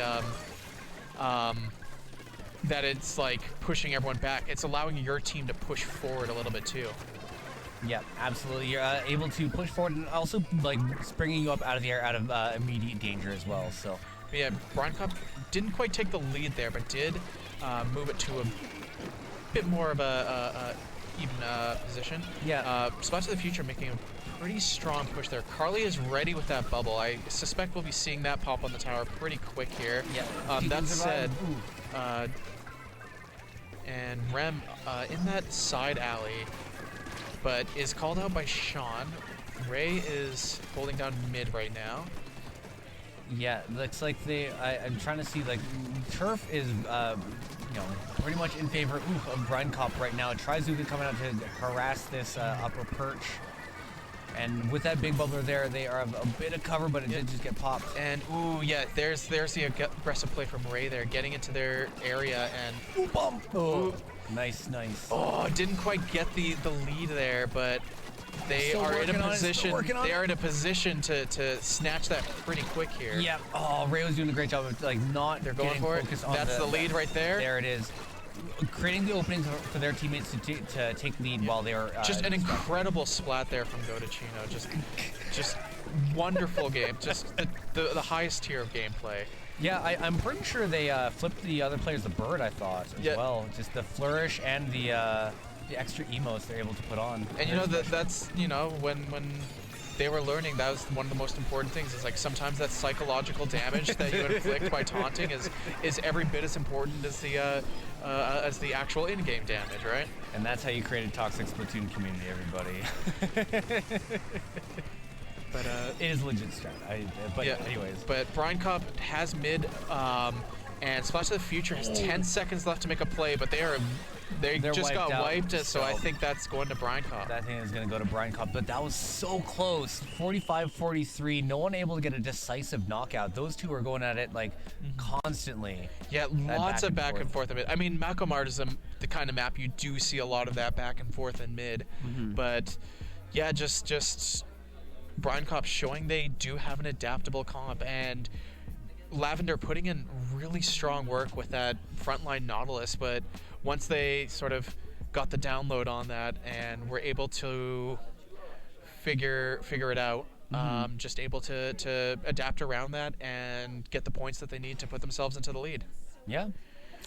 All right, well, so that is that set, but they are going to sit down and play that last match. Yep. So that does go to Brinecop. Congratulations to them, but let's see if Splat to the Future can get a redemption match going. Absolutely. Here. I would love to see Brinecop just wipe totally. Just not even close. I want to see Splat to the Future destroyed in this next round. Sorry, don't mind me. I've just got a Luma. I gotta protect. Yeah. The child. So, my child. Yeah, I personally, I think I would love to see Splat to the Future get a nice pick. You gotta make sure those buttons stay up, but you don't want to break Twitch TOS. So don't worry, I'm fully buttoned up. It's fine. It's fine. It's I'm trying to figure out what Splat to the Future can do against that, because like. What did Brinecop do really well? Like that was so much back and forth. I said before, they just have a very adaptable comp, and that is incredibly difficult to try and come up with a counterplay for. You know what? That is not me being biased. That's legit. That's legit. I think what I would do in this situation, because like they are favoring biased comps. If your team goes for like, I've done this with a few people in the swamp before. Like, just go for like all of one weapon, just completely overpower them in one section. You can, if you can make that work, their balanced team might not be able to get around that. Yeah. So, hey, sometimes the meme comp works, and that's what you need. Yeah. They're not drinking on stream. That's crazy. I have bath water.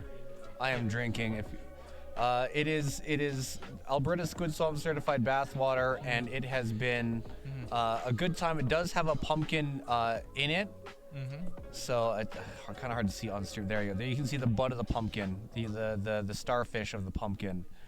So it does add a lot of flavor, which is great.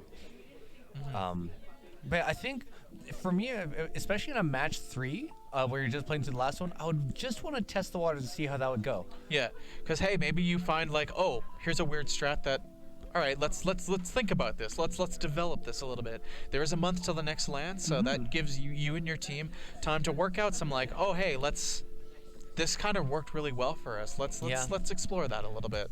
Just play around with it, like have fun, because like these matches are at this point are just like exhibition fun matches, and if you just like hail them with Tentamissiles, like everyone picking Tentamissiles or everyone picking something like that, again, like those are overwhelming to play with. The quad gold arrow sprays where it's just raining booyahs on you at any given second of the match. Yeah, that's a solid comp. Yeah, maybe not for a lot of things, but there's a very specific niche where that's a fun comp. It's fun, and it would be pretty good. Just trying to like, because like they're choosing very balanced picks, so just finding some way to do something that they're not expecting would be fun. But looks like they're moving back quite a lot. You got that Nautilus, which again, very flexible weapon. Got the heavy edit. Got the Wellstring. So. And you got a rapid blaster, so that's a range blaster. So that's they've definitely moved back a lot. Yeah, so they might be just trying to stay back and stay a little bit safer. But that being said, Charmy up here with a is that the range blaster? What is this? I think yes, it's the range blaster. Just again switching things up, not sticking with any weapon for a long time, which I think is part of their strat. Honestly, if you have good flex players, flex them to keep the other team guessing. And Charmy jumping out and then jumping back in again, getting out of the danger and then getting back into the action right there. And again, probably waiting for this tower to hit the checkpoint before using the big bubbler. Yep, there it is. And on cue, easy to defend from that position. Yep, and that's gonna be with all the range too. Yep. Using the tower itself to protect yourself from that bomb. Geez. So right now they are at 50 points. Splat the future here. They need to get some picks, and they are getting quite a few. They have 3 down. They just need to hop on here and get that back to mid. Yeah. Go to Chino absolutely could have solo wiped that entire team, but chose not to. There for sure. Oh boy. They are pushed up and they get one pick. They were about to pop that hammer and get a bunch more, but they did get taken up before they were able to capitalize on that. Right now they are at the first checkpoint with the similar strat of the big bubbler coming up, and they are past that checkpoint. So wow, they're going really hard. Splat the future is not pulling any punches here. And yeah, they want this. They wanna show Brinecop like, hey, you're not gonna get the 3-0 on us. Yeah. I think Brinecop still will anyways, but we will see what happens. You see them getting past checkpoint number 2 with the big bubble to protect them and go a little bit further, as well as a hammer on tower here, which will really help once they start getting threatened by something that they can deal with. ADPD doing a great job, honestly, of just like dancing around this tower and getting away from this Kraken. That's not a position you want to be in. Run away! No. That's even if you get the one, there's still 2 more coming down. Yeah. Oh man, that was rough. But the hammer really trapped them there because they couldn't really fight against that triple splashdown. But for sure, already had another one just using it right away. And painting the back there, ready on that Kraken. They are just looking for a pick or 2 before they start pushing proper. They are popping some specials here to try and keep this ground that they've fought so hard to get. Brinecop here is up against a pretty hefty penalty, and they're last up right now. Yeah, still a little over 2 minutes on the board. Still very much anyone's game at this point. Oh yeah, but I just want to say, like, Splat and Teacher doing a great job of absolutely putting up a really, really good fight for this last match here. Lavender coming up against this recycled umbrella. Ooh, there's the first one. Ooh. And that's... Okay, we're good, we're good. See, I wish I could use umbrellas like that. That's just... Yeah, it looks so easy in the hands of people who know how to use it. Chicken! Oof. Okay, Wellstring down here in the bottom of the pit here, just trying to stay alive and get some turf. Hoping to get a hammer going on, I assume. Taking Charmy out, and looks like they are gearing up. They have 2 specials on their bit, so I'm willing to bet they're going to push once this Kraken is out of their hair. Hammer trying to get this spin, got Ray. Looks like they're good to go. Toss the hammer and get back on that tower. And gets a pushback. Gets a spot on Charmy there. Here comes no. Oh, what? It was just far enough away. Just far enough away in that corner there. Wow, I thought for sure they're going to get taken out, but they're just at the very edge of that range. Impressive, impressive. So 48 seconds left, and Brinecop, if they want to get the a 3-0, they got to really make a big push here. Yeah, they have a lot of work. They do need to break through a whole checkpoint in order to steal the lead at this point. Mm-hmm. And at this late in the game, like, you're going to need to be at the top of your game for the next 30 to 45 seconds. Yeah, we do see Collier there with a big bubbler, so once they get on tower, or even just in a good position, they can probably pop that to protect the team and prevent this push from going much further. With that being said, Godachino getting a very good Kraken kill. Yeah, shuts down that hammer, but the rest of the team is not there to capitalize on that, and they are currently riding it, but that is going to be it. No, that was well played by Splat to the future right there. Glad you got that one. Good stuff. Anyways, but yeah, 2-1 set for Brinecop. Just very solid plays from both teams in that set for sure.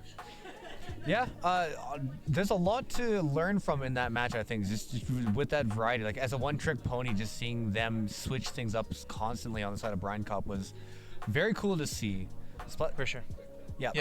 But yeah, thank you for joining us today. I hope you had as much fun as we did. We will be back on November 17th. He says with big confidence. Middle of November. Hey, I got it. Hey, he got it. He remembered. Yeah, we'll be back here streaming our LAN 2. So hopefully the teams have a good chance to review the VODs. We do have a separate recording for the spectator cam as well. But until then, we will say goodbye to you on stream. Hope to see you next time. And if you haven't already joined our Discord server, please do. Whether you're in Alberta or not, we host online events as well as these in-person ones. So have a good one. Actually, before we go, shout out to Yoko for managing the stream the entire time without break. Kenneth / Banana Bro for being TO and bringing the snacks. Raina for making sure things are running smoothly for our LAN. Joel here for just being great support and like filling in any gaps we need, as well as providing completely unbiased commentary. And you're forgetting someone, yourself. Yes. Well, congratulate yourself. There you go. There we go. But with that, we will say goodbye. Catch you later, stream. Till next time.